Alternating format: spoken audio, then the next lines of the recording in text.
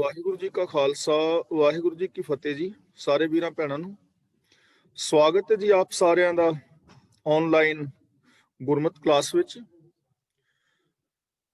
ਜਿਵੇਂ ਕਿ ਆਪ ਸਾਰਿਆਂ ਨੂੰ ਪਤਾ ਹੈ, ਅਸੀਂ ਸਾਰੇ ਵੀਰ ਭੈਣਾਂ ਮਿਲ ਕੇ ਸੁਖਮਨੀ ਸਾਹਿਬ ਜੀ ਦੀ ਵਿਚਾਰ ਆਪਸ ਦੇ ਅੰਦਰ ਸਾਂਝੀ ਕਰ ਰਹੇ ਹਾਂ ਔਰ ਗੁਰਬਾਣੀ ਤੋਂ, ਗੁਰੂ ਤੋਂ, ਗੁਰਬਾਣੀ ਰਾਹੀਂ ਅਸੀਂ ਜੀਵਨ ਜਾਚ ਸਿੱਖਣ ਦੀ ਟਰਾਈ ਕਰ ਰਹੇ ਹਾਂ। ਸੁਖਮਨੀ ਸਾਹਿਬ ਜੀ ਦਾ ਜੋ ਕੇਂਦਰੀ ਭਾਵ ਹੈ, ਸੁਖਮਨੀ ਸੁਖ ਅੰਮ੍ਰਿਤ ਪ੍ਰਭ ਨਾਮ, ਭਗਤ ਜਨਾ ਕੇ ਮਨ ਵਿਸਰਾਮ। ਯਾਨੀ ਜੋ ਸੁਖਾਂ ਦੀ ਮਣੀ ਹੈ, ਸੁਖ ਦੇਣ ਵਾਲੀ ਜਾਂ ਸੁਖਾਂ ਦਾ ਜੋ ਮੂਲ ਹੈ, ਉਹ ਹੈ ਅੰਮ੍ਰਿਤ ਪ੍ਰਭ ਨਾਮ। ਦਾ ਮਤਲਬ ਰੱਬ ਦਾ ਹੁਕਮ, ਔਰ ਰੱਬ ਦੇ ਪਿਆਰੇ ਜੋ ਨੇ ਰੱਬੀ ਹੁਕਮ ਨੂੰ ਆਪਣੇ ਮਨ ਦੇ ਅੰਦਰ ਪਿਆਰ ਨਾਲ ਵਸਾਉਂਦੇ ਨੇ, ਭਾਵ ਜੋ ਰੱਬੀ ਹੁਕਮ ਵਿੱਚ ਤੁਰਦੇ ਨੇ, ਉਹ ਰੱਬ ਦੇ ਭਗਤ ਅਖਵਾਨ ਦੇ ਹੱਕਦਾਰ ਨੇ। ਤਾਂ ਅਸੀਂ ਕਹਿ ਸਕਦੇ ਹਾਂ ਕਿ ਸਾਰੇ ਸੁੱਖਾਂ ਦਾ ਮੂਲ ਰੱਬ ਦਾ ਹੁਕਮ ਹੈ। ਜੋ ਰੱਬੀ ਹੁਕਮ ਦੇ ਅੰਦਰ ਜ਼ਿੰਦਗੀ ਗੁਜ਼ਾਰਦਾ ਹੈ, ਉਹ ਇਨਸਾਨ ਸੁਖੀ ਔਰ ਸ਼ਾਂਤ ਰਹਿ ਸਕਦਾ ਹੈ। ਆਓ ਅਗਲੀ ਵਿਚਾਰ ਦੇ ਨਾਲ ਜੁੜੀਏ। ਗੁਰਦੇਵ ਪਾਤਸ਼ਾਹ ਸਮਝਾ ਰਹੇ ਨੇ, ਨਾਨਾ ਰੂਪ ਨਾਨਾ ਜਾ ਕੇ ਰੰਗ। ਨਾਨਾ ਦਾ ਮਤਲਬ ਕਈ ਕਿਸਮ ਦੇ, ਅਨੇਕਾਂ ਕਿਸਮ ਦੇ। ਨਾਨਾ ਰੂਪ ਜਿਹਦੇ ਅਨੇਕਾਂ ਰੂਪ ਨੇ ਔਰ ਅਨੇਕਾਂ ਹੀ ਉਹਦੇ ਰੰਗ ਨੇ। ਯਾਨੀ ਸਾਰੇ ਰੂਪ ਰੰਗ ਜਿੰਨੇ ਵੀ ਅਨੇਕਾਂ ਰੂਪ ਨੇ, ਅਨੇਕਾਂ ਰੰਗ ਨੇ, ਉਹ ਸਾਰੇ ਰੱਬ ਦੇ ਹੀ ਰੰਗ ਨੇ, ਰੱਬ ਦੇ ਹੀ ਰੂਪ ਨੇ। ਭਾਵ ਸਰਪਾਂ ਰੰਗਾਂ ਦੇ ਅੰਦਰ ਉਹ ਆਪ ਹੀ ਸਮਾਇਆ ਹੋਇਆ ਹੈ। ਜਿਵੇਂ ਅਸੀਂ ਪਹਿਲਾਂ ਕਈ ਵਾਰ ਇਸ ਚੀਜ਼ ਨੂੰ ਸਮਝਣ ਦਾ ਯਤਨ ਕੀਤਾ ਹੈ ਕਿ ਜੇ ਸੋਨੇ ਦੇ ਗਹਿਣੇ ਬਣੇ ਹੋਣ ਹਜ਼ਾਰਾਂ ਕਿਸਮ ਦੇ, ਹਜ਼ਾਰਾਂ ਡਿਜ਼ਾਈਨ ਨੇ, ਕੁਛ ਆਪ ਹੈ, ਛੱਲਾ ਹੈ, ਕੜਾ ਹੈ, ਚੂੜੀਆਂ ਨੇ ਜਾਂ ਜੰਜੀਰਾਂ ਵਗੈਰਾ ਨੇ, ਤਾਂ ਹਜ਼ਾਰਾਂ ਗਹਿਣੇ ਬਣਨ ਦੇ ਨਾਲ ਸੋਨਾ ਹਜ਼ਾਰਾਂ ਕਿਸਮ ਦਾ ਨਹੀਂ ਹੋ ਗਿਆ। ਸੋਨਾ ਸੋਨਾ ਹੀ ਹੈ, ਸਾਰੇ ਗਹਿਣੇ ਸੋਨੇ ਦੇ ਹੀ ਨੇ, ਸੋਨੇ ਨੂੰ ਹੀ ਆਕਾਰ ਦਿੱਤਾ ਗਿਆ ਹੈ, ਉਹ ਸਾਰੇ ਆਕਾਰ ਸੋਨੇ ਦੇ ਹੀ ਨੇ। ਇਸੇ ਤਰ੍ਹਾਂ ਜਿਤਨੇ ਵੀ ਆ ਰੂਪ ਰੇਖ ਰੰਗ ਆਕਾਰ ਅਸੀਂ ਦੇਖ ਰਹੇ ਹਾਂ, ਇਹ ਸਾਰੇ ਉਸ ਰੱਬ ਦੇ ਹੀ ਰੂਪ ਨੇ। ਰੱਬ ਇੱਕ ਜ਼ਿੰਦਗੀ ਦਾ ਦਰਿਆ ਹੈ, ਤਾਂ ਇਹ ਜੀਵ ਜੰਤ ਔਰ ਖੰਡ ਮੰਡਲ ਬ੍ਰਹਿਮੰਡ, ਇਹ ਸਾਰੇ ਉਸ ਰੱਬ ਦੀਆਂ ਹੀ ਲਹਿਰਾਂ ਔਰ ਉਹਦੇ ਹੀ ਬੁਲਬੁਲੇ ਨੇ। ਸਾਰਿਆਂ ਦੇ ਅੰਦਰ ਉਹ ਆਪ ਹੀ ਸਮਾਇਆ ਹੋਇਆ ਹੈ ਔਰ ਉਹ ਆਪ ਹੀ ਪਸਰਿਆ ਹੋਇਆ ਹੈ। ਅਗਲਾ ਬਚਨ ਗੁਰਦੇਵ ਪਾਤਸ਼ਾਹ ਜੀ ਕਰਦੇ ਨੇ, ਨਾਨਾ ਭੇਖ ਕਰਹਿ ਇੱਕ ਰੰਗ। ਨਾਨਾ ਦਾ ਮਤਲਬ ਕਈ ਪ੍ਰਕਾਰ ਦੇ, ਕਈ ਭੇਖ ਧਾਰਦਾ ਹੈ। ਇੱਕ ਰੰਗ ਦਾ ਮਤਲਬ ਫਿਰ ਵੀ ਇੱਕੋ ਤਰ੍ਹਾਂ ਦਾ ਹੈ, ਯਾਨੀ ਉਹ ਇੱਕ ਦੇ ਹੀ ਅਨੇਕਾਂ ਭੇਖ ਨੇ। ਜਿਵੇਂ ਅਲੱਗ-ਅਲੱਗ ਕੱਪੜੇ ਪਾਏ ਨੇ, ਅਲੱਗ-ਅਲੱਗ ਕਿਸੇ ਦਾ ਰੰਗ ਹੈ, ਅਲੱਗ-ਅਲੱਗ ਕਿਸੇ ਦੀ ਆਵਾਜ਼ ਹੈ, ਸ਼ਕਲ ਹੈ, ਲੇਕਿਨ ਹੈ ਉਹ ਇੱਕ ਹੀ ਹੈ। ਜਿਵੇਂ ਕਪਾਹ ਤੋਂ ਅਨੇਕਾਂ ਕਿਸਮ ਦੇ ਕੱਪੜੇ ਬਣ ਜਾਂਦੇ ਨੇ ਔਰ ਕੱਪੜੇ ਬਣਨ ਤੋਂ ਬਾਅਦ ਅਨੇਕਾਂ ਉਹਨਾਂ ਦੇ ਡਿਜ਼ਾਈਨ ਵਗੈਰਾ ਅਸੀਂ ਬਣਾ ਲੈਂਦੇ ਹਾਂ, ਪਰ ਕਪਾਹ ਜਾਂ ਸੂਤ ਉਹ ਇੱਕ ਹੀ ਰਹਿੰਦਾ ਹੈ। ਤਾਂ ਗੁਰੂ ਪਾਤਸ਼ਾਹ ਜੀ ਕਹਿੰਦੇ ਨੇ, ਕਈ ਭੇਖ ਧਾਰਦਾ ਹੈ, ਫਿਰ ਵੀ ਉਹ ਇੱਕੋ ਤਰ੍ਹਾਂ ਦਾ ਹੈ, ਅਨੇਕਾਂ ਵੇਸ਼ ਧਾਰਦੇ ਹੋਏ ਵੀ। ਜੇ ਇਹ ਚੀਜ਼ ਸਾਡੀ ਸਮਝ ਵਿੱਚ ਆ ਜਾਏ ਔਰ ਅਸੀਂ ਗੁਰਬਾਣੀ ਦੇ ਇਸ ਫਰਮਾਨ ਨੂੰ ਅਮਲੀ ਰੂਪ ਦੇਵੀਏ, ਤਾਂ ਸਾਡੀਆਂ ਬਹੁਤ ਸਾਰੀਆਂ ਸਮੱਸਿਆਵਾਂ ਜਿਹੜੀਆਂ ਨੇ ਉਹ ਆਟੋਮੈਟਿਕਲੀ ਹੱਲ ਹੋ ਜਾਣਗੀਆਂ। ਜਦੋਂ ਮੇਰੇ ਵਿੱਚ ਵੀ, ਤੁਹਾਡੇ ਵਿੱਚ ਵੀ, ਹੋਰ ਵੀ ਸੰਸਾਰ ਦੇ ਮਨੁੱਖਾਂ ਦੇ ਅੰਦਰ ਇੱਕ ਰੱਬ ਹੀ ਪਸਰਿਆ ਹੈ, ਇੱਕ ਦੇ ਹੀ ਅਨੇਕਾਂ ਰੂਪ ਨੇ, ਜਦੋਂ ਅਸੀਂ ਇਸ ਚੀਜ਼ ਤੇ ਅਮਲ ਕਰਾਂਗੇ, ਫਿਰ ਸਾਡਾ ਇੱਕ ਦੂਜੇ ਦੇ ਨਾਲ ਪਿਆਰ ਔਰ ਵਿਹਾਰ ਰੱਬ ਵਰਗਾ ਹੋਏਗਾ। ਅਸੀਂ ਇਹ ਗੱਲ ਤਾਂ ਸਾਰੇ ਕਹਿੰਦੇ ਹਾਂ, ਸਭ ਮੈਂ ਜੋਤ ਜੋਤ ਐ ਸੋਏ, ਤੇ ਇਹ ਬਚਨ ਅਸੀਂ ਰੋਜ਼ ਸਾਂਝਾ ਕਰ ਰਹੇ ਹਾਂ। ਕਹਿੰਦੇ ਜ਼ਰੂਰ ਆ ਕਿ ਸਭ ਮੈਂ ਜੋਤ ਜੋਤ ਐ ਸੋਏ, ਕਿ ਸਾਰਿਆਂ ਦੇ ਵਿੱਚ ਰੱਬ ਦੀ ਜੋਤ ਹੈ, ਸਾਰਿਆਂ ਵਿੱਚ ਰੱਬ ਵਸਦਾ ਹੈ। ਘਟ ਘਟ ਮੈਂ ਹਰ ਜੂ ਵਸੈ, ਸਾਰਿਆਂ ਵਿੱਚ ਰੱਬ ਵਸ ਰਿਹਾ ਹੈ। ਪਰ ਜਦੋਂ ਅਸੀਂ ਆਪਣੇ ਵਿਹਾਰ ਵੱਲ ਵੇਖਦੇ ਹਾਂ, ਤਾਂ ਵਿਹਾਰ ਤੇ ਸਾਡਾ ਇੱਕ ਦੂਜੇ ਦੇ ਨਾਲ ਰੱਬ ਵਰਗਾ ਹੈ ਨਹੀਂ, ਪਿਆਰ ਤੇ ਸਾਡਾ ਇੱਕ ਦੂਜੇ ਨਾਲ ਰੱਬ ਵਰਗਾ ਹੈ ਨਹੀਂ। ਅਸੀਂ ਆਪਣੇ ਨਾਮਾਂ ਦੇ ਪਿੱਛੇ ਸਰਨੇਮ ਲਾਈ ਫਿਰਦੇ ਹਾਂ। ਆਪਣੇ ਪਰਾਏ ਦੇ ਸਾਡੀ ਜ਼ਿੰਦਗੀ ਦੇ ਅੰਦਰ ਵਿਤਕਰੇ ਨੇ, ਕੋਈ ਸਾਡਾ ਸੱਜਣ ਹੈ, ਕੋਈ ਦੁਸ਼ਮਣ ਹੈ, ਕਿਸੇ ਨਾਲ ਸਾਡੀ ਬਣਦੀ ਹੈ, ਕਿਸੇ ਨਾਲ ਸਾਡੀ ਨਹੀਂ ਬਣਦੀ। ਆਪਣੇ ਬੱਚਿਆਂ ਨਾਲ ਸਾਡਾ ਵਿਹਾਰ ਹੋਰ ਹੈ, ਬੇਗਾਨੇ ਬੱਚਿਆਂ ਦੇ ਨਾਲ ਵਿਹਾਰ ਹੋਰ ਹੈ। ਤਾਂ ਜਿਹੜੀ ਜੋਤ ਹੈ ਸਾਰਿਆਂ ਦੇ ਅੰਦਰ ਇੱਕ, ਜਾਂ ਸਭੈ ਘਟ ਰਾਮ ਬੋਲੇ, ਸਾਡੀ ਜ਼ਿੰਦਗੀ ਵਿੱਚ ਅਪਲਾਈ ਤਾਂ ਕਿਤੇ ਵੀ ਨਹੀਂ ਹੈ। ਤਾਂ ਇਹ ਚੀਜ਼ਾਂ ਸਮਝਣ ਵਾਲੀਆਂ ਨੇ। ਜਦੋਂ ਅਸੀਂ ਆਪਣੇ ਅੰਦਰ ਰੱਬੀ ਗੁਣਾਂ ਨੂੰ ਵੇਖਾਂਗੇ ਔਰ ਦੂਜਿਆਂ ਦੇ ਵਿੱਚ ਰੱਬੀ ਗੁਣਾਂ ਨੂੰ ਦੇਖਾਂਗੇ, ਇੱਕ ਦੂਜੇ ਦੇ ਨਾਲ ਪਿਆਰ ਔਰ ਸਤਿਕਾਰ ਰੱਬ ਵਰਗਾ ਕਰਾਂਗੇ, ਫਿਰ ਸਾਡੀ ਜ਼ਿੰਦਗੀ ਬਦਲੇਗੀ।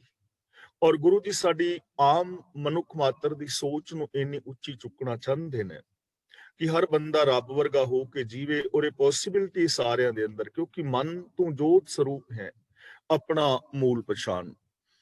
ਨਾਨਾ ਬਿਦ ਕੀਨੂ ਵਿਸਥਾਰ, ਬਿਦ ਦਾ ਮਤਲਬ ਤਰ੍ਹਾਂ ਤਰੀਕਿਆਂ ਦੇ ਨਾਲ, ਨਾਨਾ ਬਿਦ ਦਾ ਮਤਲਬ ਕਈ ਤਰੀਕਿਆਂ ਦੇ ਨਾਲ ਉਹਨੇ ਆਪਣਾ ਵਿਸਥਾਰ ਕੀਤਾ ਹੋਇਆ ਹੈ। ਵਿਸਥਾਰ ਦਾ ਮਤਲਬ ਵਿਸਥਾਰ ਆਪ ਹੀ ਉਪਸਰਿਆ ਹੋਇਆ ਹੈ, ਅਨੇਕਾਂ ਤਰੀਕਿਆਂ ਦੇ ਨਾਲ ਆਪਣਾ ਹੀ ਵਿਸਥਾਰ ਕੀਤਾ ਹੋਇਆ ਹੈ। ਜਿਵੇਂ ਗੁਰੂ ਜੀ ਨੇ ਸਾਨੂੰ ਪਾਵਨ ਬਾਣੀ ਵਿੱਚ ਅਨੇਕਾਂ ਢੰਗਾਂ ਨਾਲ ਸਮਝਾਇਆ ਹੈ ਕਿ ਅਨਲ ਅਗਮ ਜੈਸੇ ਲਹਿਰ ਮੈਂ ਉਦਦ, ਜਲ ਕੇਵਲ ਜਲ ਮਾਹੀ। ਸਮੁੰਦਰ ਸ਼ਾਂਤ ਖੜਾ ਹੋਏ ਤਾਂ ਕੇਵਲ ਪਾਣੀ ਸਾਨੂੰ ਨਜ਼ਰ ਹੀ ਪੈਂਦਾ ਹੈ ਕਿ ਪਾਣੀ ਸ਼ਾਂਤ ਖੜਾ ਹੈ। ਪਰ ਜੇ ਹਵਾ ਵਗਣ ਲੱਗ ਜਾਏ, ਹਵਾ ਥੋੜੀ ਤੇਜ਼ ਆ ਜਾਏ, ਹਵਾ ਹਨੇਰੀ ਰੂਪ ਵਿੱਚ ਆ ਜਾਏ, ਤਾਂ ਫਿਰ ਕੀ ਹੁੰਦਾ ਹੈ? ਸਮੁੰਦਰ ਦੇ ਵਿੱਚ ਲਹਿਰਾਂ ਉੱਠਦੀਆਂ ਨੇ, ਇੱਕ ਨਹੀਂ ਹਜ਼ਾਰਾਂ ਲੱਖਾਂ ਲਹਿਰਾਂ ਉੱਠਦੀਆਂ ਨੇ, ਲਹਿਰ ਤੋਂ ਬਾਅਦ ਲਹਿਰ ਆ ਰਹੀ ਹੈ। ਪਰ ਹੁਣ ਲਹਿਰਾਂ ਹੈ ਤੇ ਪਾਣੀ ਹੀ ਨੇ। ਅਸੀਂ ਇਹ ਨਹੀਂ ਨਾ ਕਹਿ ਸਕਦੇ ਕਿ ਉਹ ਲਹਿਰਾਂ ਵੱਖਰੀਆਂ ਨੇ ਕੋਈ ਚੀਜ਼। ਪਾਣੀ ਹੀ ਲਹਿਰਾਂ ਦੇ ਰੂਪ ਵਿੱਚ ਦਿਸ ਰਿਹਾ ਹੈ। ਤੇ ਜਦੋਂ ਹਵਾ ਬੰਦ ਹੋਏਗੀ, ਤੂਫਾਨ ਬੰਦ ਹੋਏਗਾ, ਪਾਣੀ ਫਿਰ ਸ਼ਾਂਤ ਹੋ ਜਾਏਗਾ, ਕਿਉਂਕਿ ਲਹਿਰਾਂ ਉੱਠਣ ਤੋਂ ਪਹਿਲਾਂ ਵੀ ਪਾਣੀ ਸੀ। ਲਹਿਰਾਂ ਉੱਠੀਆਂ ਫਿਰ ਵੀ ਉਹ ਲਹਿਰਾਂ ਪਾਣੀ ਹੀ ਸਨ, ਤੇ ਜਦੋਂ ਲਹਿਰਾਂ ਸ਼ਾਂਤ ਹੋ ਗਈਆਂ ਫਿਰ ਵੀ ਪਾਣੀ ਹੀ ਹੈ। ਇਸੇ ਤਰ੍ਹਾਂ ਇਹ ਸੰਸਾਰ ਤੋਂ ਪਹਿਲਾਂ ਵੀ ਨਿਰੰਕਾਰ ਸੀ, ਹੁਣ ਇਹ ਸੰਸਾਰ ਹੈ ਤਾਂ ਹੁਣ ਵੀ ਉਹੀ ਹੈ। ਸੰਸਾਰ ਨਹੀਂ ਹੋਏਗਾ ਤੇ ਨਿਰੰਕਾਰ ਫਿਰ ਵੀ ਹੋਏਗਾ, ਇੱਕੋ ਹੀ ਪਸਰਿਆ ਹੋਇਆ ਹੈ। ਅਨੇਕਾਂ ਢੰਗਾਂ ਦੇ ਨਾਲ ਉਹਨੇ ਆਪਣਾ ਵਿਸਥਾਰ ਕੀਤਾ ਹੋਇਆ ਹੈ। ਨਾਨਾ ਬਿਦ ਕੀਨੋ ਵਿਸਥਾਰ, ਅਨੇਕਾਂ ਢੰਗਾਂ ਦੇ ਨਾਲ, ਅਨੇਕਾਂ ਤਰੀਕਿਆਂ ਦੇ ਨਾਲ ਉਸਨੇ ਆਪਣਾ ਹੀ ਵਿਸਥਾਰ ਕੀਤਾ ਹੋਇਆ ਹੈ। ਪ੍ਰਭ ਅਬਿਨਾਸ਼ੀ ਏਕੰਕਾਰ, ਏਕੰਕਾਰ ਦਾ ਮਤਲਬ ਇੱਕ ਹੈ ਜੋ ਲਗਾਤਾਰ ਕੰਟੀਨਿਊ। ਗੁਰਬਾਣੀ ਦੇ ਆਦ ਵਿੱਚ ਇੱਕ ਓੰਕਾਰ ਲਫ਼ਜ਼ ਹੈ, ਇੱਕ ਓੰਕਾਰ।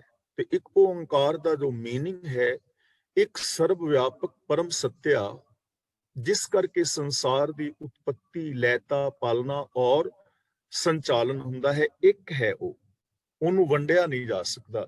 ਤਾਂ ਗੁਰੂ ਜੀ ਕਹਿੰਦੇ ਨੇ ਅਨੇਕਾਂ ਢੰਗਾਂ ਦੇ ਨਾਲ ਇੱਕ ਦਾ ਹੀ ਵਿਸਥਾਰ ਹੈ। ਉਹ ਪ੍ਰਭੂ ਅਬਿਨਾਸ਼ੀ ਹੈ, ਨਾਸ਼ਮਾਨ ਨਹੀਂ ਹੈ, ਉਹਦਾ ਕਦੇ ਵਿਨਾਸ਼ ਨਹੀਂ ਹੋਣਾ, ਸਦਾ ਹੈ। ਏਕੰਕਾਰ ਦਾ ਮਤਲਬ ਲਗਾਤਾਰ ਇੱਕ ਹੈ। ਇਹ ਨਹੀਂ ਕਿ ਇੱਥੇ ਹੈ ਤੇ 2-4 ਫੁੱਟ ਬਾਅਦ ਨਹੀਂ ਹੈ, 10ਵੀਂ ਮੀਲ ਬਾਅਦ ਹੈ, ਫਿਰ 25-30 ਮੀਲ ਬਾਅਦ ਫਿਰ ਉਹ ਨਹੀਂ ਹੈ। ਐਸਾ ਨਹੀਂ ਹੈ, ਲਗਾਤਾਰ ਹੈ ਹੀ, ਇੱਕ ਕੰਟੀਨਿਊ, ਇੱਕੋ ਹੀ ਹੈ, ਇੱਕੋ ਹੀ ਪਸਰਿਆ ਹੋਇਆ ਹੈ। ਜੇ ਚੀਜ਼ ਸਾਡੀ ਸਮਝ ਵਿੱਚ ਆ ਜਾਏ ਔਰ ਅਸੀਂ ਇਸ ਚੀਜ਼ ਦੇ ਉੱਤੇ ਅਮਲ ਕਰੀਏ, ਤਾਂ ਫਿਰ ਸਾਡੀ ਬੋਲ ਬਾਣੀ, ਸਾਡਾ ਵਿਹਾਰ, ਸਾਡੀ ਤੱਕਣੀ, ਸਾਰਾ ਕੁਝ ਬਦਲ ਜਾਏਗਾ। ਕਿਉਂਕਿ ਜੇ ਮੈਂ ਵੇਖਾਂ ਕਿ ਤੁਹਾਡੇ ਸਾਰਿਆਂ ਦੇ ਵਿੱਚ ਰੱਬ ਹੈ, ਰੱਬ ਦਾ ਹੀ ਤੁਸੀਂ ਰੂਪ ਹੋ, ਤਾਂ ਫਿਰ ਮੇਰਾ ਤੱਕਣਾ ਤੁਹਾਡੇ ਵੱਲ ਕੈਸਾ ਹੋਏਗਾ ਕਿ ਮੈਂ ਅੱਖਾਂ ਪਾੜ-ਪਾੜ ਕੇ ਥੋੜਾ ਵੇਖਾਂਗਾ, ਕ੍ਰੋਧ ਦੇ ਨਾਲ, ਨਫ਼ਰਤ ਨਾਲ ਥੋੜੀ ਦੇਖਾਂਗਾ। ਫਿਰ ਤੁਹਾਡੇ ਨਾਲ ਮੇਰੀ ਬੋਲ ਬਾਣੀ ਕੈਸੀ ਹੋਏਗੀ? ਰੱਬ ਨੂੰ ਮੈਂ ਗਾਲਾਂ ਥੋੜਾ ਕੱਢਾਂਗਾ, ਰੱਬ ਦੀ ਮੈਂ ਪੱਗ ਥੋੜਾ ਲਾਵਾਂਗਾ। ਰੱਬ ਦੇ ਨਾਲ ਮੈਂ ਪਿਆਰ ਕਰਾਂਗਾ, ਸਤਿਕਾਰ ਕਰਾਂਗਾ, ਤਾਂ ਮੈਂ ਓਨਾ ਹੀ ਪਿਆਰ ਸਤਿਕਾਰ ਤੁਹਾਡਾ ਕਰਾਂਗਾ, ਤੁਸੀਂ ਓਨਾ ਹੀ ਪਿਆਰ ਸਤਿਕਾਰ ਦੂਜਿਆਂ ਦੇ ਨਾਲ ਕਰੋਗੇ। ਲੇਕਿਨ ਐਸਾ ਬੰਦਾ ਕਰ ਨਹੀਂ ਰਿਹਾ। ਔਰ ਦੂਜੀ ਗੱਲ ਇਹ ਹੈ, ਅਸੀਂ ਜਦੋਂ ਇਹੋ ਜਿਹੀ ਗੱਲ ਕਰਦੇ ਹਾਂ ਤੇ ਫਿਰ ਅਸੀਂ ਕੁਝ ਹੋਰ ਪ੍ਰਮਾਣ ਦਿੰਦੇ ਹਾਂ, ਕਿਉਂਕਿ ਅਸੀਂ ਮੰਨਣ ਦੇ ਮੂਡ ਵਿੱਚ ਨਹੀਂ ਹੁੰਦੇ। ਔਰ ਮੰਨਣ ਦੇ ਨਾਲ ਸਾਡੀ ਇੱਕ ਪ੍ਰੋਬਲਮ ਹੈ ਕਿ ਸਾਨੂੰ ਆਪਣਾ ਆਪਾ ਬਦਲਣਾ ਪੈਂਦਾ, ਤੇ ਅਸੀਂ ਆਪਣਾ ਆਪਾ ਬਦਲਣ ਵਾਸਤੇ ਤਿਆਰ ਨਹੀਂ। ਅਸੀਂ ਫਿਰ ਕਹਿੰਦੇ ਆ ਕਿ ਜੇ ਚੋਰ, ਠੱਗ, ਫਰੇਬੀ ਹੋਵੇ, ਕਟਰਲੈਸ ਬੰਦਾ ਹੋਵੇ, ਤੇ ਉਹਨੂੰ ਵੀ ਅਸੀਂ ਰੱਬ ਵਰਗਾ ਸਤਿਕਾਰ ਦਈਏ ਕਿ ਉਹਦੇ ਵਿੱਚ ਵੀ ਰੱਬ ਹੈ। ਹਾਂ, ਉਹਦੇ ਵਿੱਚ ਵੀ ਰੱਬ ਹੈ। ਯਾਦ ਰੱਖਣਾ, ਜੇ ਉਹਦੇ ਵਿੱਚ ਨਹੀਂ ਤੇ ਫਿਰ ਸਾਡੇ ਵਿੱਚ ਵੀ ਨਹੀਂ, ਕਿਉਂਕਿ ਲਗਾਤਾਰ ਹੈ ਨਾ, ਕੰਟੀਨਿਊ ਹੈ। ਹੁਣ ਇਸ ਚੀਜ਼ ਨੂੰ ਸਮਝਣ ਦੀ ਲੋੜ ਹੈ ਕਿ ਉਹ ਜੋ ਬੰਦਾ ਹੈ ਸਾਹਮਣੇ, ਜਿਸ ਨੂੰ ਅਸੀਂ ਮਿਸਾਲ ਵਜੋਂ ਇਹ ਸਮਝ ਲਈਏ ਕਿ ਉਹ ਕਰੈਕਟਰਲੈਸ ਹੈ, ਜਾਂ ਉਹ ਨਸ਼ੇ ਵਰਤਦਾ ਹੈ, ਝੂਠ ਬੋਲਦਾ ਹੈ, ਅਤਿਆਚਾਰੀ ਹੈ, ਲੇਕਿਨ ਇੱਕ ਗੱਲ ਤਾਂ ਸਮਝਣੀ ਪਵੇਗੀ, ਔਰ ਯੂਨੀਵਰਸਲ ਟਰੁੱਥ ਹੈ ਕਿ ਉਹਦੇ ਅੰਦਰ ਸ਼ੁਭ ਗੁਣ ਤਾਂ ਮੌਜੂਦ ਨੇ, ਸੱਚਾਈ ਉਹਦੇ ਵਿੱਚ ਵੀ ਹੈ, ਦਇਆ ਉਹਦੇ ਵਿੱਚ ਵੀ ਹੈ, ਪ੍ਰੇਮ ਉਹਦੇ ਵਿੱਚ ਵੀ ਹੈ, ਉੱਚਾ ਆਚਰਣ ਉਹਦੇ ਵਿੱਚ ਵੀ ਹੈ। ਹੁਣ ਪ੍ਰੋਬਲਮ ਇਹ ਹੈ ਕਿ ਉਹ ਇਹਨਾਂ ਗੁਣਾਂ ਨੂੰ ਵਰਤ ਨਹੀਂ ਰਿਹਾ। ਅਸੀਂ ਇਹ ਨਹੀਂ ਨਾ ਕਹਿ ਸਕਦੇ ਕਿ ਉਹਦੇ ਵਿੱਚ ਰੱਬੀ ਗੁਣ ਨਹੀਂ ਹਨ, ਇਹ ਨਹੀਂ ਅਸੀਂ ਕਹਿ ਸਕਦੇ। ਗੁਣ ਹੈ ਨੇ, ਪਰ ਉਹਨਾਂ ਗੁਣਾਂ ਨੂੰ ਵਰਤ ਨਹੀਂ ਰਿਹਾ। ਤੇ ਇੱਕ ਗੱਲ ਯਾਦ ਰੱਖਣ ਵਾਲੀ ਹੈ ਜਿੱਥੋਂ ਅਸੀਂ ਇੱਕ ਚੀਜ਼ ਨੂੰ ਪਾਸੇ ਕਰ ਦਿੰਦੇ ਹਾਂ, ਦੂਜੀ ਚੀਜ਼ ਆਪੇ ਆ ਜਾਂਦੀ। ਹੁਣ ਇਸ ਇਮਾਰਤ ਵਿੱਚ ਜਿੱਥੇ ਮੈਂ ਬੈਠਾ ਹਾਂ, ਗੁਰੂ ਘਰ ਵਿੱਚ ਚਾਨਣ ਹੈ ਨਾ, ਤਾਂ ਇੱਥੇ ਹਨੇਰਾ ਨਹੀਂ ਹੈ।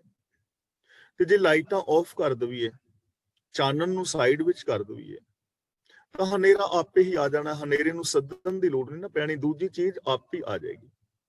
ਤਾਂ ਜਦੋਂ ਅਸੀਂ ਸੱਚ ਬੋਲਣਾ ਛੱਡ ਦਿਆਂਗੇ ਤਾਂ ਝੂਠ ਆਟੋਮੈਟਿਕਲੀ ਆ ਜਾਏਗਾ, ਕਿਉਂਕਿ ਬੋਲਣਾ ਤੇ ਅਸੀਂ ਹੈ, ਜ਼ਬਾਨ ਨਾਲ ਤੇ ਬੋਲਣਾ ਹੀ ਹੈ ਨਾ। ਸੱਚ ਨਹੀਂ ਬੋਲੋਗੇ ਤੇ ਝੂਠ ਬੋਲੋਗੇ, ਝੂਠ ਆਪ ਹੀ ਆ ਜਾਏਗਾ। ਜੇ ਪਿਆਰ ਨਾਲ ਬੋਲਣਾ ਛੱਡ ਦਿਓਗੇ ਤਾਂ ਨਫ਼ਰਤ ਦੀ ਬੋਲੀ, ਗੁੱਸੇ ਵਾਲੀ ਬੋਲੀ ਤਾਂ ਆਪ ਹੀ ਆ ਜਾਣੀ ਹੈ। ਜੇ ਪੋਜ਼ਿਟਿਵ ਬੋਲ ਨਹੀਂ ਬੋਲੋਗੇ, ਪੋਜ਼ਿਟਿਵ ਬੋਲਣਾ ਛੱਡ ਦੋਗੇ ਤਾਂ ਨੈਗੇਟਿਵਿਟੀ ਆਟੋਮੈਟਿਕਲੀ ਆ ਜਾਏਗੀ। ਤਾਂ ਉਹ ਸ਼ਖਸ ਜੋ ਰੱਬੀ ਗੁਣਾਂ ਨੂੰ ਨਹੀਂ ਵਰਤ ਰਿਹਾ, ਤਾਂ ਆਟੋਮੈਟਿਕਲੀ ਉਹਦੇ ਅੰਦਰ ਅਵਗੁਣ ਆਪੇ ਹੀ ਆ ਜਾਣਗੇ। ਰੱਬ ਸਾਰਿਆਂ ਦੇ ਵਿੱਚ ਹੈ, ਗੁਣ ਸਰੂਪ ਦੇ ਅੰਦਰ, ਪਰ ਬੰਦਾ ਉਹਨਾਂ ਗੁਣਾਂ ਨੂੰ ਵਰਤਦਾ ਹੀ ਨਹੀਂ ਹੈ। ਜਦੋਂ ਗੁਣਾਂ ਨੂੰ ਨਹੀਂ ਵਰਤਾਂਗੇ ਤਾਂ ਅਵਗੁਣ ਆ ਜਾਣਗੇ। ਇਸ ਲਈ ਸਾਨੂੰ ਇੱਕ ਬਹੁਤ ਵੱਡੀ ਪੋਜ਼ਿਟਿਵਿਟੀ ਦਿੱਤੀ ਜਾ ਰਹੀ ਹੈ, ਆਸ਼ਾਵਾਦੀ ਬਣਾਇਆ ਜਾ ਰਿਹਾ ਹੈ। ਔਰ ਗੁਰਦੇਵ ਸਾਨੂੰ ਇੱਕ ਸੱਚਾਈ ਸਮਝਾ ਰਹੇ ਨੇ ਕਿ ਮਨ ਤੂੰ ਜੋਤ ਸਰੂਪ ਹੈ, ਤੁਸੀਂ ਜੋਤ ਸਰੂਪ ਰੱਬ ਦਾ ਹਿੱਸਾ ਹੋ, ਉਹਦੀ ਅੰਸ਼ ਹੋ। ਇਹਨਾਂ ਗੁਣਾਂ ਨੂੰ ਵਰਤੋ। ਪ੍ਰਭ ਅਬਿਨਾਸ਼ੀ ਏਕ ਓੰਕਾਰ, ਤੇ ਉਹ ਲਗਾਤਾਰ ਹਰ ਥਾਂ ਤੇ ਸਮਾਇਆ ਹੋਇਆ ਹੈ। ਨਾਨਾ ਚਲਿਤ ਕਰੇ ਖਿਨ ਮਾਹੇ, ਇਹ ਚਲਿਤ ਦਾ ਮਤਲਬ ਹੈ ਚਰਿੱਤਰ, ਖੇਡਾਂ, ਤਮਾਸ਼ੇ। ਇੱਕ ਪਲ ਦੇ ਅੰਦਰ ਹੀ ਉਹ ਕਈ ਚਰਿੱਤਰ ਕਰਦਾ ਹੈ। ਯਾਨੀ ਰੱਬ ਦੀ ਇਸ ਰਚਨਾ ਦੇ ਅੰਦਰ ਅਨੰਤ ਚਰਿੱਤਰ ਵਰਤ ਰਹੇ ਨੇ, ਔਰ ਐਸੇ ਕੌਤਕ ਚਰਿੱਤਰ ਵਰਤ ਰਹੇ ਨੇ ਜਿਨ੍ਹਾਂ ਦਾ ਕੋਈ ਆਦ ਅੰਤ ਨਹੀਂ ਹੈ। ਜੇ ਅਸੀਂ ਵਿਗਿਆਨ ਨੂੰ ਜਦੋਂ ਅਸੀਂ ਪੜ੍ਹਦੇ ਹਾਂ, ਫਿਜ਼ਿਕਸ, ਕੈਮਿਸਟਰੀ ਵਗੈਰਾ ਨੂੰ, ਤਾਂ ਕਿੰਨਾ ਕੁਝ ਸਾਨੂੰ ਇਸ ਬ੍ਰਹਿਮੰਡ ਬਾਰੇ ਪਤਾ ਲੱਗਦਾ ਹੈ, ਜਿਸ ਬਾਰੇ ਆਮ ਬੰਦੇ ਨੂੰ ਨਹੀਂ ਪਤਾ। ਜਦੋਂ ਸਾਇੰਸ ਦੀ ਦੁਨੀਆ ਵਿੱਚ ਵਿਚਰਦਾ ਹੈ, ਪੜ੍ਹਦਾ ਹੈ, ਖੋਜ ਕਰਦਾ ਹੈ, ਤਾਂ ਕਿੰਨਾ ਕੁਝ ਉਹਨੂੰ ਨਵਾਂ ਮਿਲਦਾ ਹੈ। ਕਿੰਨਾ ਕੁਝ ਸਾਇੰਸ ਦੇ ਵਿਦਿਆਰਥੀਆਂ ਨੇ, ਡਾਕਟਰ, ਇੰਜੀਨੀਅਰ, ਵਿਗਿਆਨਿਕ, ਮਨੋਵਿਗਿਆਨਿਕਾਂ ਨੇ ਖੋਜਿਆ ਹੈ। ਅੱਗੇ ਅਨੰਤ ਖੋਜਾਂ ਹੁੰਦੀਆਂ ਰਹਿਣਗੀਆਂ। ਧਰਮ ਦੀ ਦੁਨੀਆ ਦੇ ਅੰਦਰ ਅਸੀਂ ਦੇਖਦੇ ਹਾਂ ਕਿੰਨੇ ਕਿੰਨੇ ਮਹਾਨ ਲੋਕ ਹੋ ਗੁਜ਼ਰੇ ਨੇ। ਸਾਹਿਬ ਸ੍ਰੀ ਗੁਰੂ ਨਾਨਕ ਪਾਤਸ਼ਾਹ, 10 ਗੁਰੂ ਸਾਹਿਬਾਨ, ਭਗਤ ਜਨ, ਬਾਣੀਕਾਰ, ਕਿੰਨੇ ਮਹਾਨ ਸ਼ਖਸੀਅਤਾਂ ਇਸ ਦੁਨੀਆ ਦੇ ਵਿੱਚ ਹੋਈਆਂ ਨੇ। ਅੱਜ ਵੀ ਧਰਮ ਦੀ ਦੁਨੀਆ ਵਿੱਚ ਕਿੰਨੇ ਚੰਗੇ ਚੰਗੇ ਲੋਕ ਵੇਖੇ ਜਾ ਸਕਦੇ ਨੇ, ਸਮਾਜਿਕ ਦੁਨੀਆ ਵਿੱਚ, ਰਾਜਨੀਤਿਕ ਦੁਨੀਆ ਵਿੱਚ। ਔਰ ਉਥਲ ਪੁਥਲ ਵੀ ਹੁੰਦੀ ਰਹਿੰਦੀ ਹੈ। ਕਿਵੇਂ? ਜਿਵੇਂ ਆਪਾਂ ਪਹਿਲਾਂ ਵੀ ਮਿਸਾਲ ਦਿੱਤੀ ਹੈ, ਕਿੰਨੇ ਸਾਰੇ ਐਸੇ ਲੋਕ ਨੇ ਜੋ ਸ਼ਰਾਬਾਂ ਵਗੈਰਾ ਪੀਂਦੇ, ਲੇਕਿਨ ਉਹ ਬਦਲ ਗਏ, ਇੱਕ ਪਲ ਦੇ ਵਿੱਚ ਹੀ ਅੰਮ੍ਰਿਤ ਪਾਨ ਕਰ ਲਿਆ, ਚੰਗੇ ਇਨਸਾਨ ਬਣ ਗਏ। ਤੇ ਬਹੁਤ ਸਾਰੇ ਐਸੇ ਲੋਕ ਨੇ ਜਿਨ੍ਹਾਂ ਨੇ ਅੰਮ੍ਰਿਤ ਪਾਨ ਕੀਤਾ ਸੀ, ਚੰਗੀ ਭਲੀ ਜ਼ਿੰਦਗੀ ਜੀ ਰਹੇ ਸੀ, ਲੇਕਿਨ ਉਹ ਨਸ਼ਈ ਹੋ ਗਏ ਨੇ। ਅੱਜ ਉਹਨਾਂ ਨੇ ਕੇਸ ਵਗੈਰਾ ਕਟਾ ਦਿੱਤੇ ਹੋਏ ਨੇ। ਐਸੇ ਕੌਤਕ ਵਰਤਦੇ ਰਹਿੰਦੇ ਨੇ ਨਾ। ਤਾਂ ਇਸ ਦੁਨੀਆ ਵਿੱਚ ਹੈਰਾਨ ਕਰ ਦੇਣ ਵਾਲੇ ਕੌਤਕ ਨੇ। ਇਹ ਤਾਂ ਮੈਂ ਛੋਟੀਆਂ ਛੋਟੀਆਂ ਗੱਲਾਂ ਕਰ ਰਿਹਾ, ਕਿਉਂਕਿ ਮੈਨੂੰ ਪਤਾ ਹੀ ਇੰਨਾ ਕਿ ਜਿੰਨਾ ਜਿੰਨਾ ਤੁਸੀਂ ਵਿਸਥਾਰ ਦੇ ਵਿੱਚ ਜਾਓਗੇ, ਇੱਥੇ ਕਿੱਡੇ ਕਿੱਡੇ ਵੱਡੇ ਕੌਤਕ ਨੇ। ਇੱਕ ਪਲ ਦੇ ਅੰਦਰ ਹੀ ਐਸਾ ਹੋ ਜਾਂਦਾ ਹੈ। ਅਸੀਂ ਕੇਵਲ ਜੀਵਨ ਜੀਣ ਦੀ ਜਾਚ ਸਿੱਖ ਰਹੇ ਹਾਂ, ਤਾਂ ਅਸੀਂ ਇੱਥੇ ਕਹਿ ਸਕਦੇ ਹਾਂ ਕਿ ਜੇ ਸਾਡੀ ਜ਼ਿੰਦਗੀ ਦੇ ਵਿੱਚ ਕਿਤੇ ਦੋਸ਼ ਨੇ, ਕਮੀਆਂ ਨੇ, ਗੁਰਮਤ ਤੋਂ ਅਸੀਂ ਉਲਟ ਹਾਂ, ਇਨਸਾਨੀਅਤ ਨਹੀਂ ਹੈ, ਜਾਂ ਖਤਮ ਹੋ ਗਈ ਹੈ, ਜਾਣ ਬੁੱਝ ਕੇ ਕਰ ਲਈ ਹੈ, ਜਾਂ ਅਣਜਾਣ ਪੁਣੇ ਵਿੱਚ, ਤਾਂ ਇਹ ਕੌਤਕ ਵਰਤ ਸਕਦਾ ਹੈ। ਜੇ ਅਸੀਂ ਗੁਰੂ ਦੀ ਪਾਵਨ ਬਾਣੀ ਮੁਤਾਬਕ ਜ਼ਿੰਦਗੀ ਜੀਵੀਏ ਤਾਂ ਸਾਡਾ ਜੀਵਨ ਵੀ ਬਦਲ ਜਾਏਗਾ। ਕੌਤਕ ਹੀ ਸੀ ਨਾ ਇੱਕ, ਕਿ ਸ਼ੇਖ ਸੱਜਣ ਕਿੰਨਾ ਵੱਡਾ ਕਾਤਲ ਹੈ, ਪਰ ਜਦੋਂ ਗੁਰੂ ਦੇ ਚਰਨਾਂ ਦੀ ਸ਼ਰਨ ਵਿੱਚ ਆਇਆ ਤਾਂ ਇੱਕ ਪਲ ਦੇ ਅੰਦਰ ਹੀ ਉਹ ਕਤਲਗਾਹ ਗੁਰਦੁਆਰੇ ਵਿੱਚ ਤਬਦੀਲ ਹੋ ਗਿਆ। ਕੌਡਾ ਭੀਲ ਕਿੰਨਾ ਵੱਡਾ ਸਖਤ ਆਦਮੀ ਹੈ, ਕਠੋਰਤਾ ਹੈ ਉਹਦੇ ਅੰਦਰ, ਕਿ ਤੇਲ ਦੇ ਕੜਾਹੇ ਦੇ ਵਿੱਚ ਲੋਕਾਂ ਨੂੰ ਤਲ ਤਲ ਕੇ ਮਾਰਨਾ। ਪਰ ਗੁਰੂ ਨਾਨਕ ਦੇਵ ਦੇ ਚਰਨਾਂ ਦੀ ਸ਼ਰਨ ਵਿੱਚ ਆਉਂਦਿਆਂ ਇੱਕ ਪਲ ਵਿੱਚ ਹੀ ਬਦਲ ਗਿਆ, ਲੋਕਾਂ ਨੂੰ ਜੀਵਨ ਦਾਨ ਦੇਣ ਵਾਲਾ ਬਣ ਗਿਆ। ਤਾਂ ਇਹਦਾ ਮਤਲਬ ਕਿ ਸਾਡੀ ਜ਼ਿੰਦਗੀ ਦੇ ਅੰਦਰ ਜੇ ਕਿਤੇ ਨੈਗੇਟਿਵਿਟੀ ਹੈ, ਪਾਪ ਨੇ, ਅਪਰਾਧ ਨੇ, ਤਾਂ ਇੱਕ ਪਲ ਦੇ ਅੰਦਰ ਹੀ ਅਸੀਂ ਬਦਲ ਸਕਦੇ ਹਾਂ, ਜੇ ਅਸੀਂ ਗੁਰਬਾਣੀ ਮੁਤਾਬਕ ਜ਼ਿੰਦਗੀ ਜੀਣ ਦੀ ਟਰਾਈ ਕਰੀਏ। ਪੂਰ ਰਹਿਓ ਪੂਰਨ ਸਭ ਠਾਏ। ਪੂਰਨ ਦਾ ਮਤਲਬ ਜਿਹਦੇ ਵਿੱਚ ਕੋਈ ਅਧੂਰਾਪਨ ਨਹੀਂ। ਪੂਰ ਰਹਿਓ ਦਾ ਮਤਲਬ ਉਹ ਵਿਆਪਕ ਹੈ। ਸਭ ਠਾਏ ਦਾ ਮਤਲਬ ਸਭ ਥਾਵਾਂ ਤੇ। ਉਹ ਪਰਿਪੂਰਨ ਪ੍ਰਭੂ ਸਭ ਥਾਵਾਂ ਤੇ ਮੌਜੂਦ ਹੈ, ਹਰ ਥਾਂ ਦੇ ਉੱਤੇ ਸਮਾਇਆ ਹੋਇਆ ਹੈ, ਸਰਬ ਵਿਆਪਕ ਹੈ। ਇਸ ਲਈ ਇਹ ਨਹੀਂ ਮੰਨਿਆ ਜਾ ਸਕਦਾ, ਆਮ ਜਿਵੇਂ ਧਰਮ ਦੀ ਦੁਨੀਆ ਵਿੱਚ ਲੋਕ ਮੰਨਦੇ ਕਿ ਰੱਬ ਕਿਸੇ ਉੱਤੇ ਸਵਰਗ ਵਿੱਚ ਰਹਿੰਦਾ ਹੈ, ਜਾਂ ਉਹ ਜੰਨਤ ਵਿੱਚ ਹੈ, ਜਾਂ ਉਹ ਬੈਕੁੰਠ ਧਾਮ ਵਿੱਚ ਹੈ, ਤੇ ਉਸ ਨਕਲ ਤੇ ਸਾਡੇ ਬਹੁਤ ਸਾਰੇ ਪ੍ਰਚਾਰਕ ਵੀਰ ਜਾਂ ਆਮ ਜੋ ਸੰਗਤ ਹੈ, ਆਮ ਜੋ ਸਿੱਖ ਹੈ, ਉਹਨੇ ਵੀ ਕਹਿਣਾ ਸ਼ੁਰੂ ਕਰ ਦਿੱਤਾ ਕਿ ਰੱਬ ਉੱਤੇ ਕਿਸੇ ਸੱਚਖੰਡ ਵਿੱਚ ਵਸਦਾ ਹੈ। ਤਾਂ ਜੇ ਕਿਤੇ ਉੱਤੇ ਸੱਚਖੰਡ ਵਿੱਚ ਵਸਦਾ ਹੈ ਦਾ ਮਤਲਬ ਇੱਥੇ ਨਹੀਂ ਹੈ, ਫਿਰ ਉਹ ਇੱਕਦੇਸ਼ੀ ਹੋ ਗਿਆ ਨਾ। ਇਸ ਲਈ ਰੱਬ ਇੱਕਦੇਸ਼ੀ ਨਹੀਂ ਹੈ, ਉਹ ਸਰਬਦੇਸ਼ੀ ਹੈ, ਸਰਬ ਵਿਆਪੀ ਹੈ, ਸਭ ਥਾਵਾਂ ਤੇ ਹੈ। ਉਹ ਕਿਸੇ ਵੱਖਰੇ ਸੱਚਖੰਡ ਵਿੱਚ, ਕਿਸੇ ਵੱਖਰੇ ਬੈਕੁੰਠ ਵਿੱਚ, ਕਿਸੇ ਵੱਖਰੇ ਸਵਰਗ ਵਿੱਚ ਨਹੀਂ ਬੈਠਾ ਹੋਇਆ, ਸਭ ਥਾਵਾਂ ਤੇ ਵਿਆਪਕ ਹੈ। ਜੇ ਅਸੀਂ ਇਸ ਚੀਜ਼ ਨੂੰ ਮੰਨੀਏ, ਮਤਲਬ ਅਮਲ ਵਿੱਚ ਲਿਆਈਏ, ਤਾਂ ਕਿੰਨੀ ਵੱਡੀ ਤਬਦੀਲੀ ਆਏਗੀ, ਕਿਉਂਕਿ ਉਹ ਸਭ ਥਾਵਾਂ ਤੇ ਹੈ ਨਾ। ਤਾਂ ਦੇਖੋ, ਇੱਕ ਮੈਂ ਆਪ ਦੇ ਨਾਲ ਮਿਸਾਲ ਸਾਂਝੀ ਕਰਾਂ। ਸਾਡੇ ਵਿੱਚੋਂ ਕੋਈ ਵੀ ਵੀਰ ਭੈਣ ਇਹ ਨਹੀਂ ਸੋਚ ਸਕਦਾ ਕਿ ਮੈਂ ਸ਼ਰਾਬ ਪੀ ਕੇ ਗੁਰਦੁਆਰਾ ਸਾਹਿਬ ਚਲਾ ਜਾਵਾਂ। ਨਹੀਂ ਜਾਏਗਾ, ਜਾਣਾ ਵੀ ਨਹੀਂ ਚਾਹੀਦਾ। ਕੋਈ ਨਸ਼ਾ ਲੈ ਕੇ ਗੁਰਦੁਆਰਾ ਸਾਹਿਬ ਦੀ ਹਦੂਦ ਅੰਦਰ ਪ੍ਰਵੇਸ਼ ਨਹੀਂ ਕਰਨਾ। ਬਾਕੀ ਧਰਮਾਂ ਦੇ ਲੋਕ ਵੀ ਆਪੋ ਆਪਣੇ ਧਰਮ ਸਥਾਨਾਂ ਵਿੱਚ ਸ਼ਰਾਬ ਜਾਂ ਨਸ਼ਾ ਲੈ ਕੇ ਪ੍ਰਵੇਸ਼ ਨਹੀਂ ਕਰਦੇ, ਕਿਉਂਕਿ ਉਹ ਰੱਬ ਦਾ ਘਰ ਹੈ ਨਾ। ਤੇ ਗੁਰੂ ਜੀ ਕਹਿੰਦੇ ਨੇ ਸਭ ਥਾਵਾਂ ਤੇ ਹੈ। ਤੇ ਜਦੋਂ ਸਭ ਥਾਵਾਂ ਤੇ, ਫਿਰ ਨਸ਼ਾ ਸਭ ਥਾਵਾਂ ਤੇ ਨਹੀਂ ਵਰਤਣਾ ਚਾਹੀਦਾ ਨਾ। ਫਿਰ ਅਸੀਂ ਸ਼ਰਾਬ ਆਪਣੇ ਘਰ ਵੀ ਨਹੀਂ ਪੀਵਾਂਗੇ ਨਾ, ਕਿਉਂਕਿ ਸਾਡੇ ਘਰ ਵੀ ਤੇ ਸ਼ਰਾਬ ਰੱਬ ਹੀ ਹੈ ਨਾ। ਫਿਰ ਤਾਂ ਰੱਬ ਸਾਡੇ ਘਰ ਵਿੱਚ ਵੀ ਹੈ। ਗੁਰਦੁਆਰੇ ਸਾਹਿਬ ਅਸੀਂ ਲੜਾਈ ਦੰਗਾ ਪਸੰਦ ਨਹੀਂ ਕਰਦੇ, ਕਰਨਾ ਵੀ ਨਹੀਂ ਚਾਹੀਦਾ, ਕਿਉਂਕਿ ਰੱਬ ਦਾ ਘਰ ਹੈ ਨਾ।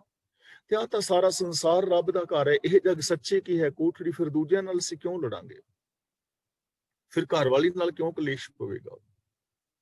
ਇਸ ਲਈ ਰੱਬ ਸਭ ਥਾਵਾਂ ਤੇ ਹੈ, ਉਹਦੇ ਗੁਣ ਸਭ ਥਾਵਾਂ ਤੇ ਨੇ। ਇਹਨਾਂ ਚੀਜ਼ਾਂ ਨੂੰ ਇੰਪਲੀਮੈਂਟ ਕਰਨਾ ਹੈ। ਜਦੋਂ ਤੱਕ ਅਸੀਂ ਇਹਨਾਂ ਚੀਜ਼ਾਂ ਤੇ ਅਮਲ ਨਹੀਂ ਕਰਦੇ, ਉਦੋਂ ਤੱਕ ਬਾਤ ਨਹੀਂ ਬਣਦੀ।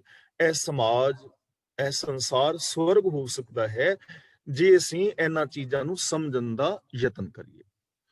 ਨਾਨਾ ਬਿਦਕਰ ਬਨਤ ਬਣਾਈ। ਬਨਤ ਕਈ ਤਰੀਕਿਆਂ ਦੇ ਨਾਲ, ਬਣਾਈ ਦਾ ਮਤਲਬ ਬਣਾਈ ਹੈ, ਬਨਤ ਦਾ ਮਤਲਬ ਰਚਨਾ। ਕਈ ਤਰੀਕਿਆਂ ਦੇ ਨਾਲ ਇਹ ਰਚਨਾ ਰਚੀ ਗਈ ਹੈ। ਰਚਨਾ ਕਈਆਂ ਢੰਗਾਂ ਤਰੀਕਿਆਂ ਦੀ ਹੈ। ਜੇ ਇਹਦਾ ਅੰਤ ਪਾਣਾ ਚਾਹੀਏ ਤਾਂ ਅਸੀਂ ਇਹਦਾ ਅੰਤ ਨਹੀਂ ਪਾ ਸਕਾਂਗੇ ਕਿ ਕਿੰਨੇ ਕੁ ਢੰਗ ਨੇ, ਕਿੰਨੇ ਤਰੀਕੇ ਨੇ। ਹਰ ਇਨਸਾਨ ਦਾ ਜਾਂ ਹਰ ਜੀਵ ਜੰਤ ਦਾ ਆਪਣਾ ਜੀਵਨ ਹੈ। ਨਿੱਕੇ ਜਿਹੇ ਬੈਕਟੀਰੀਆ ਤੋਂ ਲੈ ਕੇ ਵੱਡੇ ਸਾਰੇ ਹਾਥੀ ਤੱਕ, ਡਾਇਨਾਸੌਰ ਤੱਕ, ਨਿੱਕੇ ਜਿਹੇ ਧੂੜ ਦੇ ਕਣ ਤੋਂ ਲੈ ਕੇ ਸਾਡੀ ਧਰਤੀ, ਉਸ ਤੋਂ ਬਾਅਦ ਸੂਰਜ, ਆਕਾਸ਼ ਗੰਗਾਵਾਂ, ਅਨੰਤ ਵਿਸਥਾਰ ਹੈ। ਕਈ ਮਿਲੀਅਨ ਟ੍ਰਿਲੀਅਨ ਲਾਈਟ ਈਅਰ ਤੱਕ ਇਹ ਬ੍ਰਹਿਮੰਡ ਫੈਲਿਆ ਹੋਇਆ ਹੈ। ਤਾਂ ਅਨੇਕਾਂ ਢੰਗ ਤਰੀਕੇ ਨੇ, ਕੋਈ ਇੱਕ ਤਰੀਕਾ ਨਹੀਂ ਹੈ, ਅਨੰਤ ਨੇ। ਤੇ ਇੱਥੋਂ ਸਾਡੀ ਜ਼ਿੰਦਗੀ ਵਾਸਤੇ ਅਸੂਲ ਕੀ ਨਿਕਲਦਾ ਹੈ? ਕਿਉਂਕਿ ਤਰੀਕੇ ਅਨੰਤ ਨੇ, ਵਿਸਥਾਰ ਅਨੰਤ ਹੈ, ਤਾਂ ਇਟ ਮੀਨਸ ਸਾਡੀ ਜ਼ਿੰਦਗੀ ਵਿੱਚ ਵੀ, ਸਾਡੇ ਗਿਆਨ ਦੇ ਵਿੱਚ ਅਨੰਤ ਵਿਸ਼ਾਲਤਾ ਦੀ ਪੋਸੀਬਿਲਿਟੀ ਹੈ। ਅਸੀਂ ਆਪਣੇ ਗਿਆਨ ਵਿੱਚ ਜਿੰਨਾ ਮਰਜ਼ੀ ਵਾਧਾ ਕਰ ਸਕਦੇ ਹਾਂ। ਸਾਡੇ ਅੰਦਰ ਅਨੰਤ ਗੁਣਾਂ ਦੀ ਪੋਸੀਬਿਲਿਟੀ ਹੈ, ਸੰਭਾਵਨਾ ਹੈ, ਕਿਉਂਕਿ ਅਨੰਤ ਗੁਣ ਭਰੇ ਪਏ ਨੇ ਅੰਦਰ। ਜਿੰਨਾ ਮਰਜ਼ੀ ਤੁਸੀਂ ਆਪਣੇ ਇੱਕ ਇੱਕ ਗੁਣ ਨੂੰ ਜਿੰਨਾ ਮਰਜ਼ੀ ਵਧਾ ਲਓ। ਦੇਖੋ, ਇੱਕ ਮਾਮੂਲੀ ਜੀ ਗੱਲ ਕਰੀਏ। ਅਸੀਂ ਘਰ ਵਿੱਚ ਸਬਜ਼ੀ ਬਣਾਉਂਦੇ ਹਾਂ, ਤਾਂ ਉਹੀ ਰਿਫਾਈਨਡ ਤੇਲ ਅਸੀਂ ਪਾਵਾਂਗੇ, ਕਾਲੀਆਂ ਮਿਰਚਾਂ, ਮਸਾਲਾ, ਮਿਰਚ, ਪਿਆਜ਼ ਵਗੈਰਾ ਉਹੀ ਪਾਉਂਦੇ ਆ।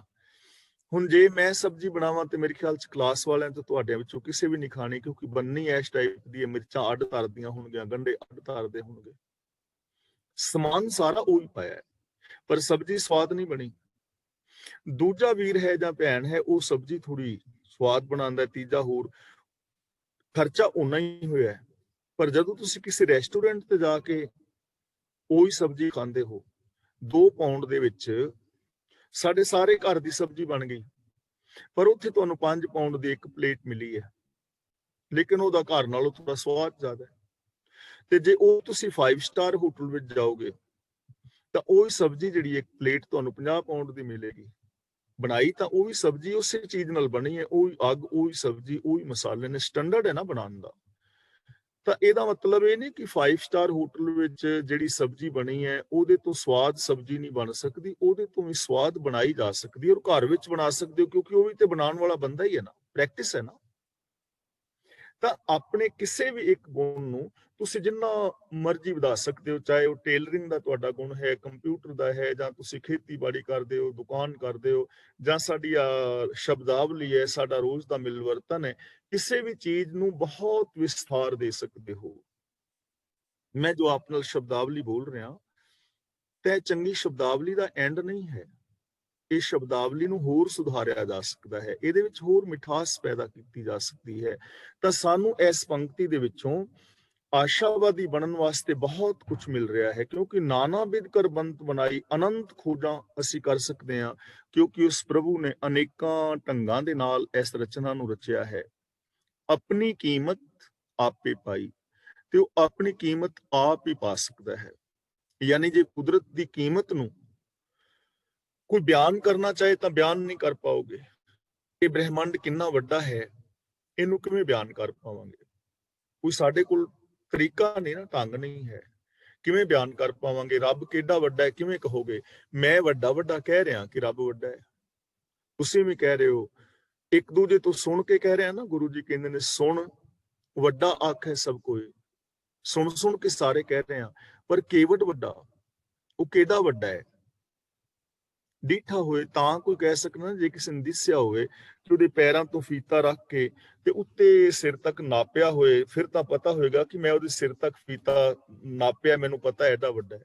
ਨਾ ਤੇ ਆਦ ਵੇਖਿਆ ਨਾ ਅੰਤ ਵੇਖਿਆ, ਸੱਜੇ ਪਾਸਿਓਂ ਕਿੱਥੋਂ ਦੁਨੀਆ ਸ਼ੁਰੂ ਹੁੰਦੀ ਹੈ, ਖੱਬੇ ਪਾਸੇ ਕਿੱਥੇ ਜਾ ਕੇ ਮੁੱਕ ਜਾਂਦੀ ਹੈ, ਪਤਾ ਨਹੀਂ ਨਾ ਹੈ। ਥੱਲੋਂ ਕਿੱਥੋਂ ਸ਼ੁਰੂ ਹੋ ਰਹੀ ਹੈ, ਉੱਤੇ ਕਿੱਥੇ ਖਤਮ, ਕੋਈ ਆਦ ਅੰਤ ਕਿਸੇ ਨੇ ਵੇਖਿਆ ਹੋਏ ਤਾਂ ਦੱਸੇ ਨਾ। ਯਾਨੀ ਇਹਦਾ ਅੰਤ ਨਹੀਂ ਪਾਇਆ ਜਾ ਸਕਦਾ, ਕਦੇ ਵੀ ਅੰਤ ਨਹੀਂ ਪਾਇਆ ਜਾ ਸਕਦਾ, ਅਨੰਤ ਹੈ। ਸਭ ਘਟ ਤਿਸਕੇ ਸਭ ਤਿਸਕੇ ਠਾਉ। ਇੱਥੇ ਘਟ ਦਾ ਮਤਲਬ ਹੈ ਵਜੂਦ, ਸਰੀਰ। ਘਟ ਦਿਲ ਨੂੰ ਵੀ ਕਹਿੰਦੇ ਨੇ, ਘਟ ਹਿਰਦੇ ਨੂੰ ਵੀ ਕਹਿੰਦੇ ਨੇ, ਘਟ ਸਰੀਰ ਨੂੰ ਵੀ, ਘਟ ਨੂੰ ਵੀ ਕਹਿੰਦੇ ਨੇ, ਘੱਟ ਔਰ ਵੱਧ, ਔਰ ਘਟ ਘਟਾ ਨੂੰ ਵੀ ਕਹਿ ਦਿੰਦੇ ਨੇ। ਇੱਥੇ ਘਟ ਦਾ ਮਤਲਬ ਹੈ ਵਜੂਦ, ਸਾਰੇ ਵਜੂਦ ਉਹਦੇ ਨੇ, ਸਭ ਘਟ ਤਿਸਕੇ। ਵਜੂਦ ਦਾ ਮਤਲਬ ਇੱਕ ਨਿੱਕੇ ਜਿਹੇ ਬੈਕਟੀਰੀਆ ਤੋਂ ਲੈ ਕੇ ਵੱਡੇ ਹਾਥੀ ਡਾਇਨਾਸੌਰ ਤੱਕ, ਫਿਰ ਆ ਧਰਤੀ, ਚੰਦਰਮਾ, ਸੂਰਜ, ਗ੍ਰਹਿ, ਨਕਸ਼ਤਰ, ਤਾਰੇ, ਸਿਆਰੇ, ਸਿਤਾਰੇ, ਅਨੰਤ ਆਕਾਸ਼ ਗੰਗਾਵਾਂ, ਇਹ ਸਾਰੇ ਵਜੂਦ ਉਹਦੇ ਨੇ। ਸਭ ਤਿਸਕੇ ਠਾਉ, ਤੇ ਸਭ ਥਾਵਾਂ ਉਹਦੀਆਂ ਨੇ, ਯਾਨੀ ਸਭ ਥਾਵਾਂ ਤੇ ਉਹੀ ਹੈ, ਤੇ ਸਾਰੇ ਜਿੰਨੇ ਵਜੂਦ ਨੇ ਇਹ ਉਸੇ ਦਾ ਹੀ ਰੂਪ ਨੇ। ਗੁਰੂ ਸਾਹਿਬ ਨੇ ਕਿੰਨੇ ਪਿਆਰ ਨਾਲ ਸਾਨੂੰ ਸਮਝਾਇਆ ਹੈ, ਇਹ ਵਿਸ਼ ਸੰਸਾਰ ਤੁਮ ਦੇਖਦੇ, ਇਹ ਹਰ ਕਾ ਰੂਪ ਹੈ, ਹਰ ਰੂਪ ਨਜ਼ਰ ਨਹੀਂ ਆਇਆ। ਆਨੰਦ ਸਾਹਿਬ ਦੀ ਪਾਵਨ ਬਾਣੀ ਵਿੱਚ ਅਸੀਂ ਵਿਚਾਰ ਕਰ ਚੁੱਕੇ ਹਾਂ। ਗੁਰੂ ਅਮਰਦਾਸ ਜੀ ਕਹਿੰਦੇ ਨੇ ਕਿ ਇਹ ਮੇਰੇ ਨੇਤਰੋ, ਆ ਜਿਹੜਾ ਵਿਸ਼ਵ, ਆ ਸੰਸਾਰ ਤੁਸੀਂ ਵੇਖ ਰਹੇ ਹੋ, ਇਹ ਰੱਬ ਦਾ ਹੀ ਰੂਪ ਹੈ, ਉਹ ਵੱਖਰਾ ਨਹੀਂ ਹੈ। ਰੱਬ ਦਾ ਹੀ ਰੂਪ ਨਜ਼ਰੀ ਪੈ ਰਿਹਾ ਹੈ, ਤਾਂ ਰੱਬ ਕੋਈ ਵੱਖਰਾ ਨਹੀਂ ਹੈ, ਆਪ ਹੀ ਪਸਰਿਆ ਹੋਇਆ ਹੈ। ਤੇ ਜੇ ਅਸੀਂ ਇਸ ਚੀਜ਼ ਨੂੰ ਮੰਨੀਏ, ਇਸ ਚੀਜ਼ ਨੂੰ ਅਮਲ ਵਿੱਚ ਲਿਆਵੀਏ, ਜਿਵੇਂ ਗੁਰੂ ਜੀ ਨੇ ਸਾਨੂੰ ਕਿੰਨੇ ਪਿਆਰ ਨਾਲ ਸਮਝਾਇਆ ਹੈ, ਪਵਨ ਗੁਰੂ, ਪਾਣੀ ਪਿਤਾ, ਮਾਤਾ ਧਰਤ ਮਹੱਤ, ਦਿਵਸ ਰਾਤ ਦੁਇਦਾਈ ਦਾ, ਖੇਲੇ ਸਗਲ ਜਗਤ, ਸ਼ਲੋਕ ਅਸੀਂ ਸਾਰੇ ਰੋਜ਼ ਪੜ੍ਹਦੇ ਹਾਂ, ਸਾਰਿਆਂ ਨੂੰ ਯਾਦ ਹੈ। ਪਰ ਜੇ ਇਹਦੇ ਤੇ ਲੋਕਾਂ ਨੇ ਅਮਲ ਕੀਤਾ ਹੁੰਦਾ ਤਾਂ ਸ਼ਾਇਦ ਸਾਡੀ ਜ਼ਿੰਦਗੀ ਕੁਝ ਹੋਰ ਹੋਣੀ ਸੀ। ਜਿਵੇਂ ਅਸੀਂ ਗੁਰੂ ਜੀ ਦਾ ਸਤਿਕਾਰ ਕਰਦੇ ਹਾਂ, ਜਿਵੇਂ ਕਿਸੇ ਦਾ 2 4 5 20 10 20 ਬੰਦਿਆਂ ਦਾ ਇੱਕ ਗੁਰੂ ਹੋਵੇ, ਤੇ ਉਹ ਆਪਣੇ ਗੁਰ ਭਾਈ ਦੇ ਨਾਲ ਕਿੰਨਾ ਪਿਆਰ ਕਰਦੇ ਨੇ। ਨਿੱਕੇ ਨਿੱਕੇ ਬੱਚੇ ਨੇ ਜਿਹੜੀ ਕਲਾਸ ਵਿੱਚ ਪੜ੍ਹਦੇ ਨੇ ਨਾ, ਤਾਂ ਕਲਾਸ ਟੀਚਰ ਇੱਕ ਹੈ ਨਾ, ਤੇ ਜਿਹੜੀ ਕਲਾਸ ਦੇ ਅੰਦਰ ਉਹ ਪੜ੍ਹਦੇ ਨੇ, ਉਹ ਕਲਾਸ ਟੀਚਰ ਜਿਸ ਕਲਾਸ ਨੂੰ ਪੜ੍ਹਾਉਂਦਾ ਹੈ, ਉਹ ਬੱਚੇ ਵੀ ਆਪਸ ਦੇ ਵਿੱਚ ਬੜਾ ਪਿਆਰ ਕਰਦੇ ਨੇ। ਅਸੀਂ ਨਿੱਕੇ ਨਿੱਕੇ ਹੁੰਦੇ ਸਾਂ, ਅੱਜ ਵੀ 5ਵੀਂ 6ਵੀਂ ਵਿੱਚ, ਕਿਉਂਕਿ ਉਦੋਂ ਥੋੜੀ ਸਮਝ ਆ ਜਾਂਦੀ ਬੰਦੇ ਨੂੰ, 5ਵੀਂ 6ਵੀਂ ਤੋਂ ਗੱਲਾਂ ਯਾਦ ਰਹਿ ਜਾਂਦੀਆਂ ਨੇ। ਅੱਜ ਵੀ ਅਸੀਂ ਆਪਣੇ 5ਵੀਂ 6ਵੀਂ 7ਵੀਂ 8ਵੀਂ 10ਵੀਂ ਤੱਕ ਜਿਹੜੇ ਸਾਡੇ ਨਾਲ ਬੱਚੇ ਪੜ੍ਹੇ, ਅੱਜ ਵੀ ਅਸੀਂ ਉਹਨਾਂ ਨੂੰ ਲੱਭਦੇ ਹਾਂ, ਜਿਨ੍ਹਾਂ ਨਾਲ ਅਸੀਂ ਕੱਟੀ ਕੀਤੀ ਸੀ। ਕਿ ਮੇਰੀ ਤੁਹਾਡੀ ਕੱਟੀ ਹੈ, ਸਾਡੇ ਟਾਈਮ ਤੇ ਕੱਟੀ ਚੀਚੀ ਨਾਲ ਕੱਟੀ ਹੋ ਜਾਂਦੀ ਸੀ, ਇਹਦੇ ਨਾਲ ਪੱਕੀ ਹੋ ਜਾਂਦੀ ਸੀ।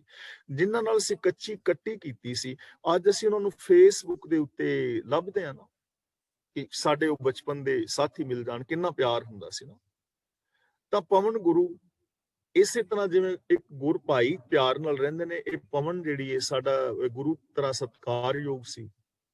ਤਾਂ ਸਾਰੇ ਲੋਕ ਸਵਾਸ ਲੈ ਰਹੇ ਨੇ ਨਾ ਪਵਨ ਵਿੱਚੋਂ, ਤਾਂ ਫਿਰ ਅਸੀਂ ਐਵੇਂ ਰਵੀਏ ਇੱਕ ਦੂਜੇ ਦੇ ਨਾਲ, ਜਿਵੇਂ ਇੱਕ ਕਲਾਸ ਦੇ ਬੱਚੇ ਰਹਿੰਦੇ ਨੇ, ਗੁਰ ਭਾਈ ਰਹਿੰਦੇ ਨੇ। ਪਾਣੀ ਪਿਤਾ, ਜਿਵੇਂ ਇੱਕ ਪਿਤਾ ਦੇ 2 3 4 ਬੱਚੇ ਨੇ, ਤੇ ਉਹ ਭਰਾਵਾਂ ਦੇ ਵਿੱਚ ਬਰਾਬਰ ਦੀ ਪ੍ਰੋਪਰਟੀ ਵੰਡੀ ਜਾਂਦੀ ਹੈ। ਭਰਾ ਭੈਣਾਂ ਕਿੰਨਾ ਆਪਸ ਦੇ ਵਿੱਚ ਪਿਆਰ ਕਰਦੇ ਨੇ। ਜੇ ਕਿਤੇ ਬੋਲਚਾਲ ਬੰਦ ਵੀ ਹੋ ਜਾਏ ਤਾਂ ਰਿਸ਼ਤਾ ਉਹਨਾਂ ਦਾ ਟੁੱਟਦਾ ਨਹੀਂ। ਜੋ ਕੁਦਰਤੀ ਰਿਸ਼ਤੇ ਨੇ ਫਿਰ ਵੀ ਕਹਿਣਾ ਪੈਂਦਾ ਹੈ ਕਿ ਮੇਰਾ ਭਰਾ ਹੈ ਪਰ ਮੇਰੀ ਉਹਦੇ ਨਾਲ ਬੋਲਚਾਲ ਨਹੀਂ, ਇਹ ਗੱਲ ਵੱਖਰਾ ਟੌਪਿਕ ਹੈ। ਤਾਂ ਫਿਰ ਜੇ ਪਾਣੀ ਪਿਤਾ ਦੀ ਤਰ੍ਹਾਂ ਹੈ ਤਾਂ ਫਿਰ ਸਾਰੇ ਅਸੀਂ ਐਵੇਂ ਰਹੀਏ ਨਾ, ਹਿੰਦੂ ਮੁਸਲਮਾਨ ਸਿੱਖ ਈਸਾਈ ਆਦਿ ਜਿੰਨੇ ਵੀ ਲੋਕ ਨੇ, ਜਿਵੇਂ ਇੱਕ ਪਿਤਾ ਦੀ ਸੰਤਾਨ ਹੁੰਦੀ ਹੈ, ਜਿਵੇਂ ਇੱਕ ਮਾਂ ਦੀ ਸੰਤਾਨ ਹੁੰਦੀ ਹੈ। ਇਸ ਹਵਾ ਦਾ ਜੇ ਅਸੀਂ ਗੁਰੂ ਜੀ ਨਾਲ ਸਤਿਕਾਰ ਕੀਤਾ ਹੁੰਦਾ, ਹਵਾ ਦੇ ਵਿੱਚ ਪੋਲੂਸ਼ਨ ਨਹੀਂ ਸੀ ਨਾ ਫੈਲਣਾ। ਪਾਣੀ ਦਾ ਪਿਤਾ ਜੀ ਨਾਲ ਸਤਿਕਾਰ ਕਰਦੇ ਤਾਂ ਉਹ ਪਾਣੀ ਨੂੰ ਬੰਦਾ ਨਜਾਇਜ਼ ਨਹੀਂ ਨਾ ਬਹਾਏਗਾ, ਪਾਣੀ ਵਿੱਚ ਪੋਲੂਸ਼ਨ ਨਹੀਂ ਫੈਲਾਏਗਾ। ਧਰਤੀ ਦਾ ਜਿਹੜਾ ਮਾਂ ਜਿੰਨਾ ਸਤਿਕਾਰ ਕਰੇਗਾ, ਇਹ ਨਾ ਕੇਲਾ ਖਾ ਕੇ ਜਿੱਥੇ ਮਰਜ਼ੀ ਸੁੱਟ ਦੇਗਾ, ਟੌਫੀ ਖਾ ਕੇ ਜਿੱਧਰ ਮਰਜ਼ੀ ਗੰਦਗੀ ਫੈਲਾਏਗਾ, ਐਸਾ ਨਹੀਂ ਨਾ ਕਰੇਗਾ। ਸਭ ਘਟ ਤਿਸਕੇ ਸਭ ਤਿਸਕੇ ਠਾਉ, ਸਾਰੇ ਰੱਬ ਦੇ ਥਾਂ ਨੇ।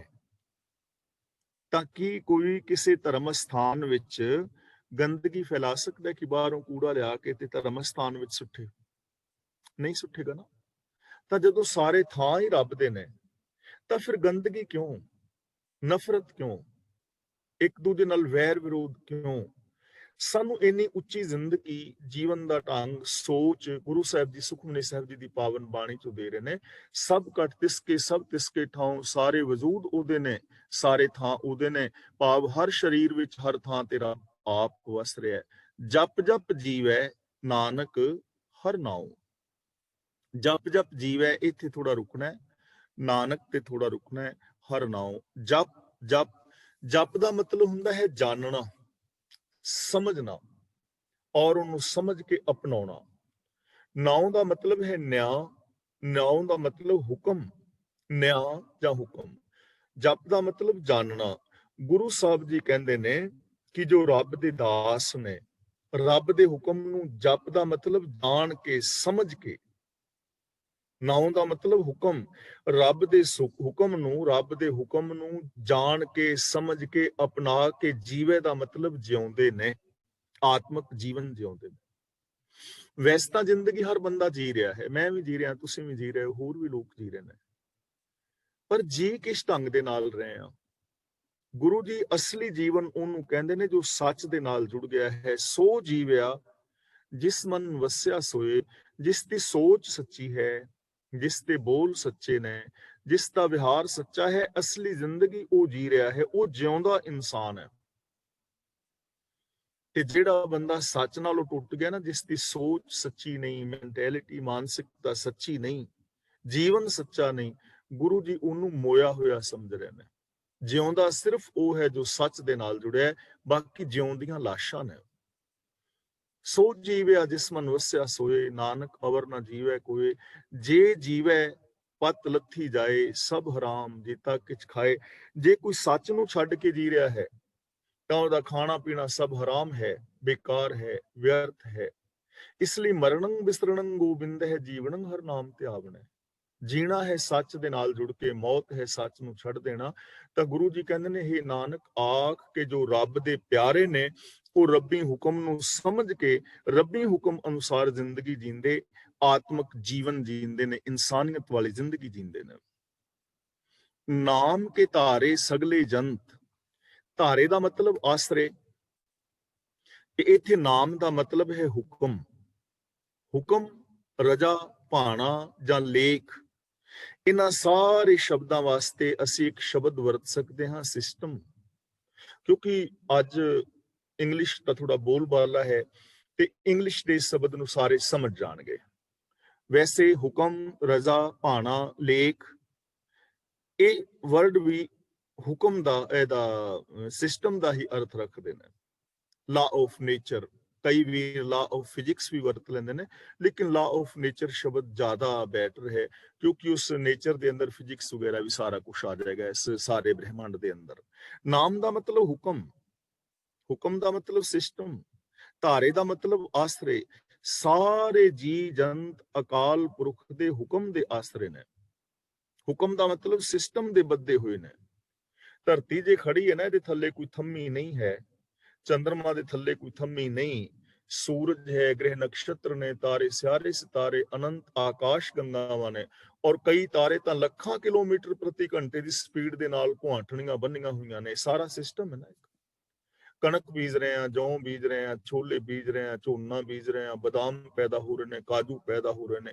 ਇਹ ਸਾਰਾ ਕੁਝ ਸਿਸਟਮ ਹੈ ਨਾ। ਜੇ ਸਿਸਟਮ ਤੋਂ ਬਾਹਰ ਚਾਹੋ ਤਾਂ ਕੁਝ ਨਹੀਂ ਹੋਏਗਾ। ਜੇ ਕੋਈ ਮਕਾਨ ਦੇ ਛੱਤ ਉੱਤੇ ਜਿੱਥੇ ਫਰਸ਼ ਪਿਆ ਹੈ, ਤਿਉਹਾਰ ਦੇ ਦਿਨ ਹੋਣ ਤੇ ਉੱਤੇ ਛੱਟਾ ਦੇ ਆਵੇ ਕਣਕ ਦਾ, ਕਿ ਮੈਂ ਮਕਾਨ ਦੇ ਉੱਤੇ ਕਣਕ ਦਾ ਛੱਟਾ ਦੇ ਆਇਆ ਫਰਸ਼ ਤੇ ਹੁਣ 5-4 ਦਿਨ ਦੇ ਵਿੱਚ ਕਣਕ ਉਗ ਜਾਏਗੀ ਤੇ ਫਿਰ ਕਣਕ ਵੱਢਾਂਗੇ, ਐਵੇਂ ਥੋੜੀ ਹੋਏਗਾ। ਸਿਸਟਮ ਹੈ ਨਾ। ਮੌਸਮ ਵੀ ਹੋਵੇ, ਪੈਲੀ ਵਾਈ ਹੋਵੇ, ਵੱਤਰ ਹੋਵੇ, ਤਾਂ ਹੀ ਕੋਈ ਫਸਲ ਪੈਦਾ ਹੋਏਗੀ ਨਾ। ਜੇ ਕਰੂਤਾ ਬੀਜੋਗੇ ਤੇ ਨਹੀਂ ਜੰਮੇਗਾ। ਕਰੂਤਾ ਬੀਜ ਬੀਜੇ ਨਹੀਂ ਜੰਮੇ, ਸਬਲਾਹਾ ਮੂਲ ਗਵਾਏਂਦਾ। ਸਿਸਟਮ ਦੇ ਅੰਦਰ ਹੋਏਗਾ, ਹਰ ਚੀਜ਼ ਸਿਸਟਮ ਵਿੱਚ ਹੈ। ਜੇ ਮੈਂ ਚਾਹਾਂ ਕਿ ਮੈਂ ਕਾਰਬਨ ਮੋਨੋਆਕਸਾਈਡ ਦੇ ਨਾਲ ਜਿੰਦਾ ਰਹਾਂ ਤਾਂ ਨਹੀਂ ਰਹਿ ਸਕਦਾ। ਇਹਨੂੰ ਕਹਿੰਦੇ ਨੇ ਨਾਮ ਕੇ ਧਾਰੇ ਸਗਲੇ ਜੰਤ। ਨਾਮ ਦਾ ਮਤਲਬ ਹੁਕਮ, ਧਾਰੇ ਦਾ ਮਤਲਬ ਆਸਰੇ। ਸਾਰੇ ਜੀਵ ਜੰਤ ਹੁਕਮ ਦੇ ਆਸਰੇ ਨੇ, ਹੁਕਮ ਦੇ ਬੱਝੇ ਹੋਏ ਨੇ, ਸਿਸਟਮ ਦੇ ਅੰਦਰ ਜ਼ਿੰਦਗੀ ਜੀ ਰਹੇ ਨੇ। ਨਾਮ ਕੇ ਧਾਰੇ ਖੰਡ ਬ੍ਰਹਿਮੰਡ। ਖੰਡ ਦਾ ਮਤਲਬ ਹਿੱਸੇ ਟੋਟੇ, ਜਿੰਨੇ ਵੀ ਜਜ਼ੀਰੇ ਨੇ, ਸਾਡੇ ਦੇਸ਼ ਨੇ, ਧਰਤੀਆਂ ਨੇ, ਇਹ ਸਾਰੇ ਹਿੱਸੇ ਪ੍ਰਭੂ ਦੇ ਟਿਕਾਏ ਹੋਏ ਨੇ। ਨਾਮ ਮੀਨਸ ਹੁਕਮ, ਧਾਰੇ ਦਾ ਮਤਲਬ ਟਿਕਾਏ ਹੋਏ, ਆਸਰੇ, ਸਾਰੇ ਹੁਕਮ ਦੇ ਅੰਦਰ ਬੱਝੇ ਹੋਏ ਨੇ ਖੰਡ ਮੰਡਲ ਬ੍ਰਹਿਮੰਡ। ਨਾਮ ਕੇ ਧਾਰੇ ਸਿਮਰਿਤ ਵੇਦ ਪੁਰਾਨ। ਜੋ ਸਿਮਰਤੀਆਂ ਵੇਦ ਪੁਰਾਨ ਆਦਿਕ ਪਠਨ ਪਾਠਨ ਕਰਨ ਵਾਲੇ ਨੇ, ਉਹ ਵੀ ਹੁਕਮ ਦੇ ਅੰਦਰ ਬੱਝੇ ਹੋਏ ਨੇ, ਹੁਕਮ ਤੋਂ ਬਾਹਰ ਨਹੀਂ ਹਨ। ਜੇ ਕੋਈ ਕਹੇ ਕਿ ਸਿਮਰਤੀਆਂ ਸ਼ਾਸਤਰਾਂ ਦੇ ਅੰਦਰ ਜੋ ਮੈਂ ਪੜ੍ਹਿਆ ਹੈ, ਜੋ ਕੁਛ ਵੀ ਮੈਂ ਪੜ੍ਹਦਾ ਹਾਂ ਸਿਮਰਤੀਆਂ ਸ਼ਾਸਤਰਾਂ ਨੂੰ, ਤੇ ਪੜ੍ਹਨ ਵਾਲਾ ਇਹ ਕਹੇ ਕਿ ਮੈਂ ਹੁਕਮ ਤੋਂ ਬਾਹਰ ਕੁਝ ਕਰ ਸਕਦਾ ਹਾਂ, ਤਾਂ ਕੀ ਉਹ ਕਰ ਸਕਦਾ? ਕੁਛ ਵੀ ਨਹੀਂ। ਕਿ ਉਹ ਕਿਸੇ ਵੀ ਧਰਮ ਗ੍ਰੰਥ ਵਿੱਚੋਂ ਇਹ ਚੀਜ਼ ਪੇਸ਼ ਕਰ ਸਕਦਾ ਕਿ ਇਹ ਹੁਕਮ ਤੋਂ ਬਾਹਰ ਹੋ ਸਕਦੀ ਹੈ? ਨਹੀਂ ਹੋ ਸਕਦੀ। ਤਾਂ ਗੁਰੂ ਦੀਆਂ ਵੇਦ ਪੁਰਾਣ ਸ਼ਾਸਤਰ ਜਿੰਨੇ ਵੀ ਪੜ੍ਹਨ ਵਾਲੇ, ਵਿਚਾਰਨ ਵਾਲੇ ਨੇ, ਉਹ ਰੱਬ ਦੇ ਹੁਕਮ ਤੋਂ ਬਾਹਰ ਨਹੀਂ ਹਨ। ਨਾਮ ਕੇ ਧਾਰੇ ਸੁਣਨ ਗਿਆਨ ਧਿਆਨ। ਜੋ ਗਿਆਨ ਦੀਆਂ ਗੱਲਾਂ ਸੁਣਦੇ ਨੇ, ਜਾਂ ਕਿਸੇ ਚੀਜ਼ ਦੇ ਅੰਦਰ ਸੁਰਤ ਜੋੜਨੀ, ਧਿਆਨ ਦੀ ਗੱਲ ਹੈ, ਇਹ ਸਭ ਨਾਮ ਕੇ ਧਾਰੇ ਯਾਨੀ ਰੱਬੀ ਹੁਕਮ ਦੇ ਆਸਰੇ ਹਨ। ਚਾਹੇ ਕੋਈ ਗਿਆਨ ਸੁਣਨ ਵਾਲਾ ਹੈ, ਗਿਆਨ ਬਿਆਨ ਕਰਨ ਵਾਲਾ ਹੈ, ਜਾਂ ਕੋਈ ਧਿਆਨ ਸਮਾਧੀ ਲਾਉਣ ਵਾਲਾ ਹੈ, ਸੁਰਤ ਜੋੜਨ ਵਾਲਾ ਹੈ, ਇਹ ਰੱਬੀ ਹੁਕਮ ਤੋਂ ਬਾਹਰ ਨਹੀਂ ਹਨ। ਜੇ ਕੋਈ ਗਿਆਨੀ ਪੁਰਸ਼ ਇਹ ਕਹੇ ਕਿ ਮੈਂ ਰੱਬੀ ਹੁਕਮ ਤੋਂ ਬਾਹਰ ਕੁਝ ਕਰ ਸਕਦਾ, ਤਾਂ ਇਹ ਗਲਤ ਗੱਲ ਹੋਏਗੀ, ਇੱਕ ਫੁਕਰੀ ਹੋਏਗੀ, ਇਹ ਝੂਠੀ ਗੱਪ ਹੋਏਗੀ। ਤੇ ਜੇ ਕੋਈ ਸਮਾਧੀ ਲਾਉਣ ਵਾਲਾ ਬੰਦਾ ਕਹੇ ਕਿ ਮੈਂ ਤੇ ਮਾਲਾ ਫੇਰਦਾ, ਮੈਂ ਸਮਾਧੀਆਂ ਲਾਉਂਦਾ ਹਾਂ, ਤੇ ਮੈਂ ਇਹਨਾਂ ਸਮਾਧੀਆਂ ਦੇ ਵਿੱਚ ਲੀਨ ਹਾਂ ਕਿ ਮੈਂ ਸਮਾਧੀਆਂ ਲਾ ਕੇ ਐਸੀ ਕਲਾ ਪ੍ਰਾਪਤ ਕਰ ਲਈ ਹੈ ਕਿ ਮੈਂ ਕੁਦਰਤ ਦੇ ਨਿਯਮਾਂ ਤੋਂ ਬਾਹਰ ਕੁਝ ਕਰ ਸਕਦਾ ਹਾਂ, ਤਾਂ ਕੀ ਐਸਾ ਕਰ ਸਕਦਾ ਹੈ ਜੀ ਕੋਈ? ਬਿਲਕੁਲ ਵੀ ਨਹੀਂ ਹੈ। ਤਾਂ ਇਸ ਲਈ ਚਾਹੇ ਕੋਈ ਗਿਆਨ ਬਿਆਨ ਕਰਨ ਵਾਲਾ ਹੈ, ਸੁਰਤ ਜੋੜਨ ਵਾਲਾ ਹੈ, ਹੁਕਮ ਤੋਂ ਬਾਹਰ ਕੁਝ ਨਹੀਂ ਹੋ ਸਕਦਾ। ਇਹਨਾਂ ਸਾਰਿਆਂ ਨੂੰ ਹੁਕਮ ਦੇ ਅੰਦਰ ਹੀ ਵਿਚਰਨਾ ਪਵੇਗਾ। ਇਸ ਲਈ ਮਹਾਨਤਾ ਰੱਬੀ ਹੁਕਮ ਦੀ ਹੈ। ਅਗਲਾ ਬਚਨ ਗੁਰਦੇਵ ਪਾਤਸ਼ਾਹ ਜੀ ਕਰਦੇ ਨੇ, ਨਾਮ ਕੇ ਧਾਰੇ ਆਗਾਸ ਪਾਤਾਲ। ਇਹਨੂੰ ਪਤਾਲ ਨਹੀਂ ਪੜਨਾ, ਪਾਤਾਲ। ਪੱਪੇ ਦੇ ਨਾਲ ਕੰਨਾ, ਐੜੇ ਦੇ ਨਾਲ ਵੀ ਕੰਨਾ, ਆਗਾਸ ਪਾਤਾਲ। ਰੱਬੀ ਹੁਕਮ ਦੇ ਆਸਰੇ ਆਕਾਸ਼ ਨੇ, ਰੱਬੀ ਹੁਕਮ ਦੇ ਆਸਰੇ ਪਤਾਲ ਨੇ, ਯਾਨੀ ਆਕਾਸ਼ ਪਤਾਲ, ਉੱਚੀਆਂ ਨੀਵੀਆਂ ਥਾਵਾਂ, ਇਹ ਸਭ ਰੱਬ ਦੇ ਹੁਕਮ ਦੇ ਅੰਦਰ ਨੇ। ਨਾਮ ਕੇ ਧਾਰੇ ਸਗਲ ਆਕਾਰ। ਇਹਨੂੰ ਆਕਾਰ ਨਹੀਂ ਪੜਨਾ, ਆਕਾਰ, ਐੜੇ ਦੇ ਨਾਲ ਕੰਨਾ ਬੁਲਾਣਾ ਹੈ। ਨਾਮ ਦਾ ਮਤਲਬ ਰੱਬ ਦਾ ਹੁਕਮ, ਧਾਰੇ ਦਾ ਮਤਲਬ ਆਸਰੇ। ਜਿੰਨੇ ਵੀ ਸਾਰੇ ਸਰੀਰ ਨੇ ਆਕਾਰ ਨੇ, ਚਾਹੇ ਉਹ ਪਸ਼ੂ ਪੰਛੀਆਂ ਦੇ ਆਕਾਰ ਨੇ, ਜਾਂ ਵਨਸਪਤੀ ਦੇ ਆਕਾਰ ਨੇ, ਜਾਂ ਮਿੱਟੀ ਪੱਥਰ ਪੌਣ ਪਾਣੀ ਆਦਿਕ ਦੇ ਆਕਾਰ ਨੇ, ਜਿੰਨਾ ਵੀ ਅਦਿਸ਼ਟ ਜਗਤ, ਜਿੰਨੇ ਵੀ ਆਕਾਰ ਨੇ, ਇਹ ਸਭ ਹੁਕਮ ਦੇ ਵਿੱਚ ਨੇ, ਹੁਕਮ ਦੇ ਟਿਕਾਏ ਹੋਏ ਨੇ। ਹੁਕਮ ਦੇ ਵਿੱਚ ਉਤਪਤੀ, ਲੈਤਾ, ਪਾਲਣਾ, ਸੰਚਾਲਨ ਹੋ ਰਿਹਾ ਹੈ। ਨਾਮ ਦਾ ਮਤਲਬ ਹੁਕਮ, ਧਾਰੇ ਦਾ ਮਤਲਬ ਆਸਰੇ। ਸਭ ਹੁਕਮ ਦੇ ਆਸਰੇ ਨੇ, ਹੁਕਮ ਤੋਂ ਬਾਹਰ ਨਹੀਂ ਹਨ। ਨਾਮ ਕੇ ਧਾਰੇ ਪੁਰੀਆਂ ਸਭ ਭਵਨ। ਤਾਂ ਪੁਰੀਆਂ ਦਾ ਮਤਲਬ ਸੰਸਾਰ ਨੂੰ 14 ਹਿੱਸਿਆਂ ਵਿੱਚ ਵੰਡਿਆ ਹੈ। 14 ਪੁਰੀਆਂ ਹਿੰਦੂ ਵੀਰ ਮੰਨਦੇ ਨੇ। ਤਾਂ ਗੁਰੂ ਪਾਤਸ਼ਾਹ ਜੀ ਕਹਿੰਦੇ ਜਿਵੇਂ ਭਵਨ ਨੇ ਤਾਂ ਜਿੰਦੇ 3 ਭਵਨ ਨੇ, 14 ਲੋਕ ਨੇ, ਮੰਨੇ ਗਏ ਨੇ। ਇਹਨਾਂ ਦੀ ਕੋਈ ਗਿਣਤੀ ਮਿੰਤੀ ਨਹੀਂ ਹੈ। ਜਿਵੇਂ 3 ਲੋਕ ਕਹਿ ਦਿੰਦੇ ਨੇ, ਸਵਰਗ, ਮਾਤ ਲੋਕ ਤੇ ਪਤਾਲ ਲੋਕ, ਯਾਨੀ ਉੱਚੀਆਂ ਥਾਵਾਂ, ਨੀਵੀਆਂ ਥਾਵਾਂ ਔਰ ਮੈਦਾਨੀ ਇਲਾਕੇ, ਔਰ 14 ਜਿਹੜੇ ਨੇ ਲੋਕ ਮੰਨੇ ਨੇ। ਤਾਂ ਗੁਰੂ ਪਾਤਸ਼ਾਹ ਜੀ ਇੱਥੇ ਪੂਰੀਆਂ ਭਵਨ ਕਹਿ ਕੇ ਸਾਰੇ ਸੰਸਾਰ ਦੀ ਗੱਲ ਕਰ ਰਹੇ ਨੇ ਕਿ ਤਿੰਨੇ ਹੀ ਭਵਨ ਤੇ 14 ਲੋਕ, ਯਾਨੀ ਪੂਰਾ ਸੰਸਾਰ, ਇਹ ਸਭ ਕੁਝ ਨਾਮ ਕੇ ਧਾਰੇ ਰੱਬ ਦੇ ਹੁਕਮ ਦੇ ਆਸਰੇ ਨੇ, ਸਿਸਟਮ ਦੇ ਆਸਰੇ ਨੇ। ਸਿਸਟਮ ਤੋਂ ਬਾਹਰ ਕੁਝ ਵੀ ਨਹੀਂ ਹੈ। ਨਾਮ ਕੇ ਸੰਗ ਉਧਰੇ ਸੁਣ ਸ਼ਰਵਨ, ਸੁਣ ਸ਼ਰਵਨ ਕੰਨੀ ਸੁਣ ਕੇ। ਸ਼ਰਵਨ ਦਾ ਮਤਲਬ ਕੰਨਾਂ ਦੇ ਨਾਲ, ਨਾਮ ਕੇ ਸੰਗ, ਸੰਗ ਦਾ ਮਤਲਬ ਸੰਗਤ ਵਿੱਚ, ਪ੍ਰਭੂ ਵਿੱਚ ਜੁੜ ਕੇ ਨਾਮ ਕੰਨੀ ਸੁਣ ਕੇ ਬੰਦਾ ਵਿਕਾਰਾਂ ਤੋਂ ਬਚ ਜਾਂਦਾ ਹੈ। ਨਾਮ ਕੇ ਸੰਗ, ਹੁਕਮ ਦੀ ਸੰਗਤ ਵਿੱਚ, ਯਾਨੀ ਹੁਕਮ ਬਾਰੇ ਕੰਨਾਂ ਦੇ ਨਾਲ ਸੁਣ ਕੇ ਉਹਦੇ ਤੇ ਅਮਲ ਕਰਕੇ ਬੰਦਾ ਵਿਕਾਰਾਂ ਤੋਂ ਬਚ ਜਾਂਦਾ ਹੈ। ਜਿੰਨੇ ਵੀ ਸਾਡੇ ਪਾਪ ਨੇ, ਵਿਕਾਰ ਨੇ, ਜਾਂ ਸਾਡੇ ਦੁੱਖ ਨੇ, ਕਲੇਸ਼ ਨੇ, ਲੜਾਈ ਦੰਗੇ ਫਸਾਦ ਨੇ, ਇਹ ਸਾਰੇ ਕਿਵੇਂ ਮੁੱਕ ਸਕਦੇ ਨੇ? ਜੇ ਨਾਮ ਬਾਰੇ ਅਸੀਂ ਸੁਣੀਏ, ਹੁਕਮ ਬਾਰੇ, ਔਰ ਹੁਕਮ ਨੂੰ ਸਮਝੀਏ ਤੇ ਫਿਰ ਹੁਕਮ ਮੁਤਾਬਕ ਜ਼ਿੰਦਗੀ ਜੀਵੀਏ, ਤਾਂ ਅਸੀਂ ਵਿਕਾਰਾਂ ਤੋਂ ਬਚ ਸਕਦੇ ਹਾਂ। ਇਸ ਲਈ ਸਾਨੂੰ ਸੁਣਨਾ ਚਾਹੀਦਾ ਹੈ ਸੱਚ। ਇਸ ਧਰਮ ਨੂੰ ਮੇਰੇ ਹੋ ਸੱਚ ਸੁਣਨੇ ਨੂੰ ਪਠਾਏ। ਆਮ ਬੰਦੇ ਦੀ ਪ੍ਰੋਬਲਮ ਕੀ ਹੈ? ਸਾਡੀਆਂ ਸਮੱਸਿਆਵਾਂ ਸੋਲਵ ਕਿਉਂ ਨਹੀਂ ਹੁੰਦੀਆਂ? ਸਮਾਜ ਦੇ ਅੰਦਰ ਵਿਕਾਸ ਕਿਉਂ ਨਹੀਂ ਹੋਇਆ? ਭਰਾਤਰੀ ਭਾਵ ਕਿਉਂ ਨਹੀਂ ਪੈਦਾ ਹੋਇਆ? ਉਹਦਾ ਰੀਜ਼ਨ ਹੈ ਕਿ ਅਸੀਂ ਹੁਕਮ ਦੀ ਗੱਲ ਸੁਣੀ ਹੀ ਨਹੀਂ। ਆਮ ਜਦੋਂ ਬੰਦੇ ਦੀ ਜ਼ਿੰਦਗੀ ਵਿੱਚ ਦੁੱਖ ਹੁੰਦਾ ਹੈ ਤਾਂ ਉਹ ਕਿਸੇ ਜੋਤਸ਼ੀ ਕੋਲ ਚਲਾ ਜਾਂਦਾ ਹੈ। ਜੋਤਸ਼ੀ ਕੋਲੋਂ ਪੁੱਛਾਂ ਕਿ ਮੇਰੇ ਦੁੱਖਾਂ ਦਾ ਕਾਰਨ ਕੀ ਹੈ, ਤੇ ਜੋਤਸ਼ੀ ਫਿਰ ਦੱਸਦਾ ਤੇਰੇ ਦੁੱਖਾਂ ਦਾ ਕਾਰਨ ਸ਼ਨੀ ਦੇਵਤਾ। ਤੇ ਸ਼ਨੀ ਦੇਵਤੇ ਦਾ ਇਲਾਜ ਕੀ ਹੈ? ਸ਼ਨੀ ਦੇਵਤੇ ਦਾ ਇਲਾਜ ਹੈ ਸਰੋਂ ਦਾ ਤੇਲ, ਕਾਲੇ ਛੋਲੇ। ਅਗਲਾ ਪਾਈਆ ਛੋਲੇ ਤੇ ਕੋਈ 1 ਕਿਲੋ ਤੇਲ ਦੇ ਆਉਂਦਾ। ਤੇ ਜੇ ਉਸ ਪੁਜਾਰੀ ਦੇ ਘਰ ਦੇ ਵਿੱਚ ਸ਼ਾਮ ਤੱਕ ਹਰ ਸੈਚਰਡੇ ਜੇ 20-50 ਬੰਦੇ ਵੀ ਪਾਈਆ ਛੋਲੇ ਵੀ 1 ਕਿਲੋ ਤੇਲ ਦੇ ਜਾਣ, ਤਾਂ ਅਗਲੇ ਦਾ 10 ਲੀਟਰ ਤੇਲ ਬਣ ਗਿਆ। ਸ਼ਾਮ ਤੱਕ 5-7 ਕਿਲੋ ਛੋਲੇ ਬਣ ਗਏ। ਤੇ ਜਿੰਨੇ ਛੋਲੇ ਤੇ ਤੇਲ ਦੇ ਕੇ ਜਾਣਾ, ਉਹਨੇ ਨਾਲ ਕੋਈ 150, 200, 500 ਰੁਪਈਆ ਵੀ ਦੇ ਕੇ ਜਾਏਗਾ।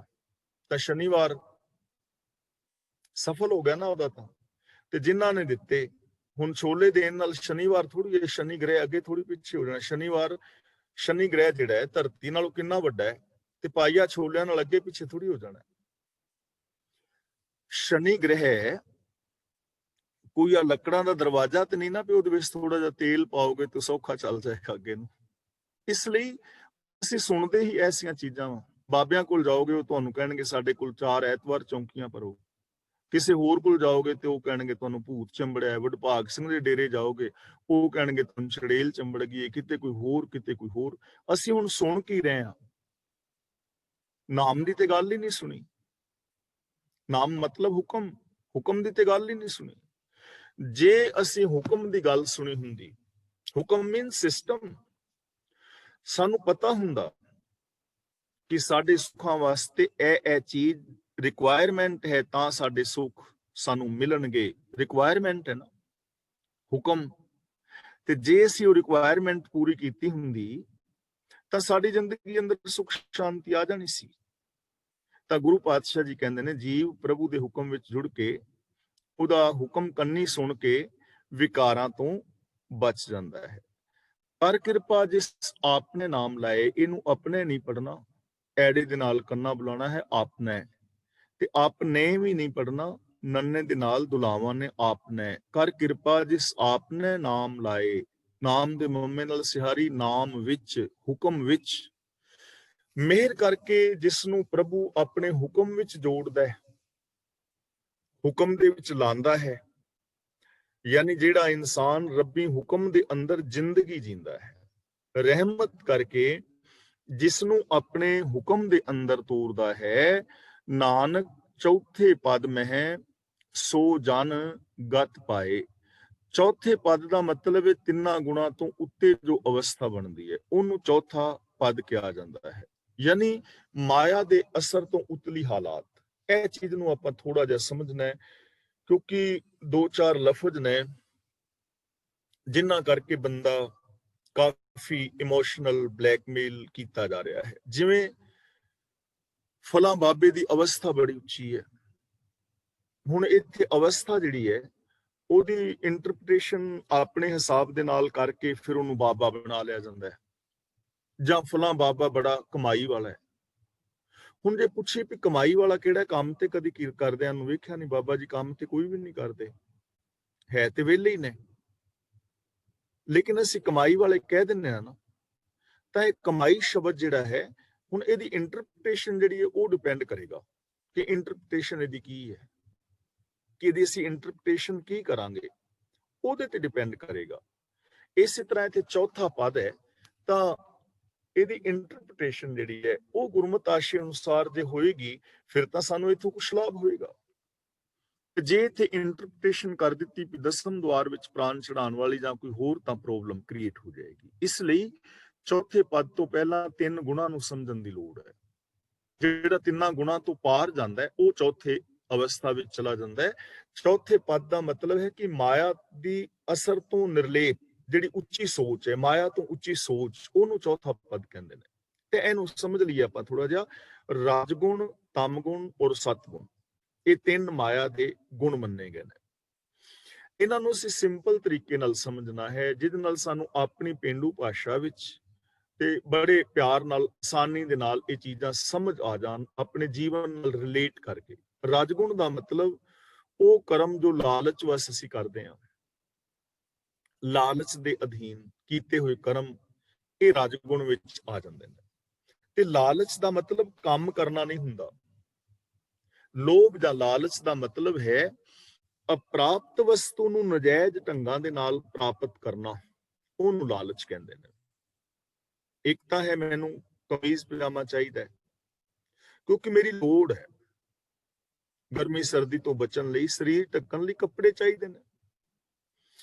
ਹੁਣ ਹੱਕ ਤਾਂ ਮੇਰਾ ਇਹ ਹੈ ਕਿ ਮੈਂ ਆਪਣਾ ਜੋ ਵੀ ਕੰਮ ਕਰਦਾ ਹਾਂ ਇਮਾਨਦਾਰੀ ਦੇ ਨਾਲ, ਉਸ ਇਮਾਨਦਾਰੀ ਦੇ ਕੰਮ ਦੇ ਵਿੱਚੋਂ ਜੋ ਮੇਰੇ ਕੋਲ ਚਾਰ ਪੈਸੇ ਬਣੇ ਨੇ ਉਹਦੇ ਨਾਲ ਮੈਂ ਆਪਣੇ ਕੱਪੜੇ ਲਵਾਂ। ਜਿੰਨੀ ਮੇਰੇ ਕੋਲ ਗੁੰਜਾਇਸ਼ ਹੈ, ਚੰਗੇ ਕੱਪੜਿਆਂ ਦੀ ਗੁੰਜਾਇਸ਼ ਹੈ, ਤਾਂ ਮੈਂ ਚੰਗੇ ਲੈ ਲਵਾਂ,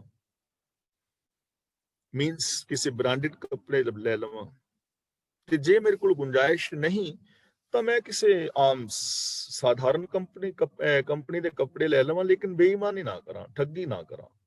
ਸੱਚ ਨੂੰ ਆਧਾਰ ਬਣਾ ਕੇ ਦਸਾਂ ਨਵਾਂ ਦੀ ਇਮਾਨਦਾਰੀ ਦੀ ਕਿਰਤ ਕਮਾਈ ਦੇ ਨਾਲ ਮੈਂ ਆਪਣੀਆਂ ਲੋੜਾਂ ਪੂਰਾ ਕਰਾਂ। ਲੇਕਿਨ ਨਜਾਇਜ਼ ਢੰਗਾਂ ਦੇ ਨਾਲ ਲੋੜਾਂ ਪੂਰੀਆਂ ਕਰਨ ਦਾ ਨਾਮ ਲਾਲਚ ਹੈ। ਕਿ ਮੈਂ ਮਹਿੰਗੇ ਕੱਪੜੇ ਲਵਾਂ ਲੇਕਿਨ ਚੋਰੀ ਕਰਕੇ, ਬੇਈਮਾਨੀ ਕਰਕੇ, ਠੱਗੀ ਕਰਕੇ, ਇਹਨੂੰ ਅਸੀਂ ਲਾਲਚ ਕਵਾਂਗੇ। ਤਾਂ ਰਾਜਗੁਣ ਦਾ ਮਤਲਬ ਲਾਲਚ ਦੇ ਅਧੀਨ ਕੀਤੇ ਗਏ ਕਰਮ। ਦੂਜਾ ਹੈ ਤਮਗੁਣ। ਤਮਗੁਣ ਦਾ ਮਤਲਬ ਹੁੰਦਾ ਹੈ ਹਨੇਰਾ, ਅਗਿਆਨਤਾ। ਅਗਿਆਨਤਾ ਦੇ ਅੰਦਰ ਬੇਸਮਝੀ ਵਿੱਚ ਕੀਤੇ ਹੋਏ ਕਰਮ। ਬੇਸਮਝੀ ਵਾਲੇ ਕਰਮ, ਦੇਖੋ ਦੁਨੀਆ ਵਿੱਚ ਤਿੰਨ ਤਰ੍ਹਾਂ ਦੇ ਲੋਕ ਨੇ।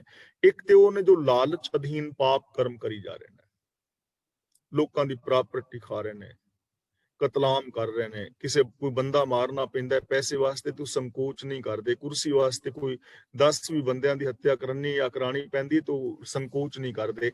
ਲਾਲਚ ਅਧੀਨ ਕੁਝ ਲੋਕ ਐਸੀ ਜ਼ਿੰਦਗੀ ਜੀ ਰਹੇ ਨੇ, ਉਹਨਾਂ ਨੇ ਇਨਸਾਨੀਅਤ ਗਵਾ ਲਈ ਆਪਣੇ ਅੰਦਰੋਂ, ਬੇਗਾਨੇ ਹੱਕ ਖਾ ਰਹੇ ਨੇ, ਕਿਸੇ ਵੀ ਰੂਪ ਵਿੱਚ ਖਾ ਰਹੇ ਨੇ, ਰਾਜਗੁਣੀ ਨੇ।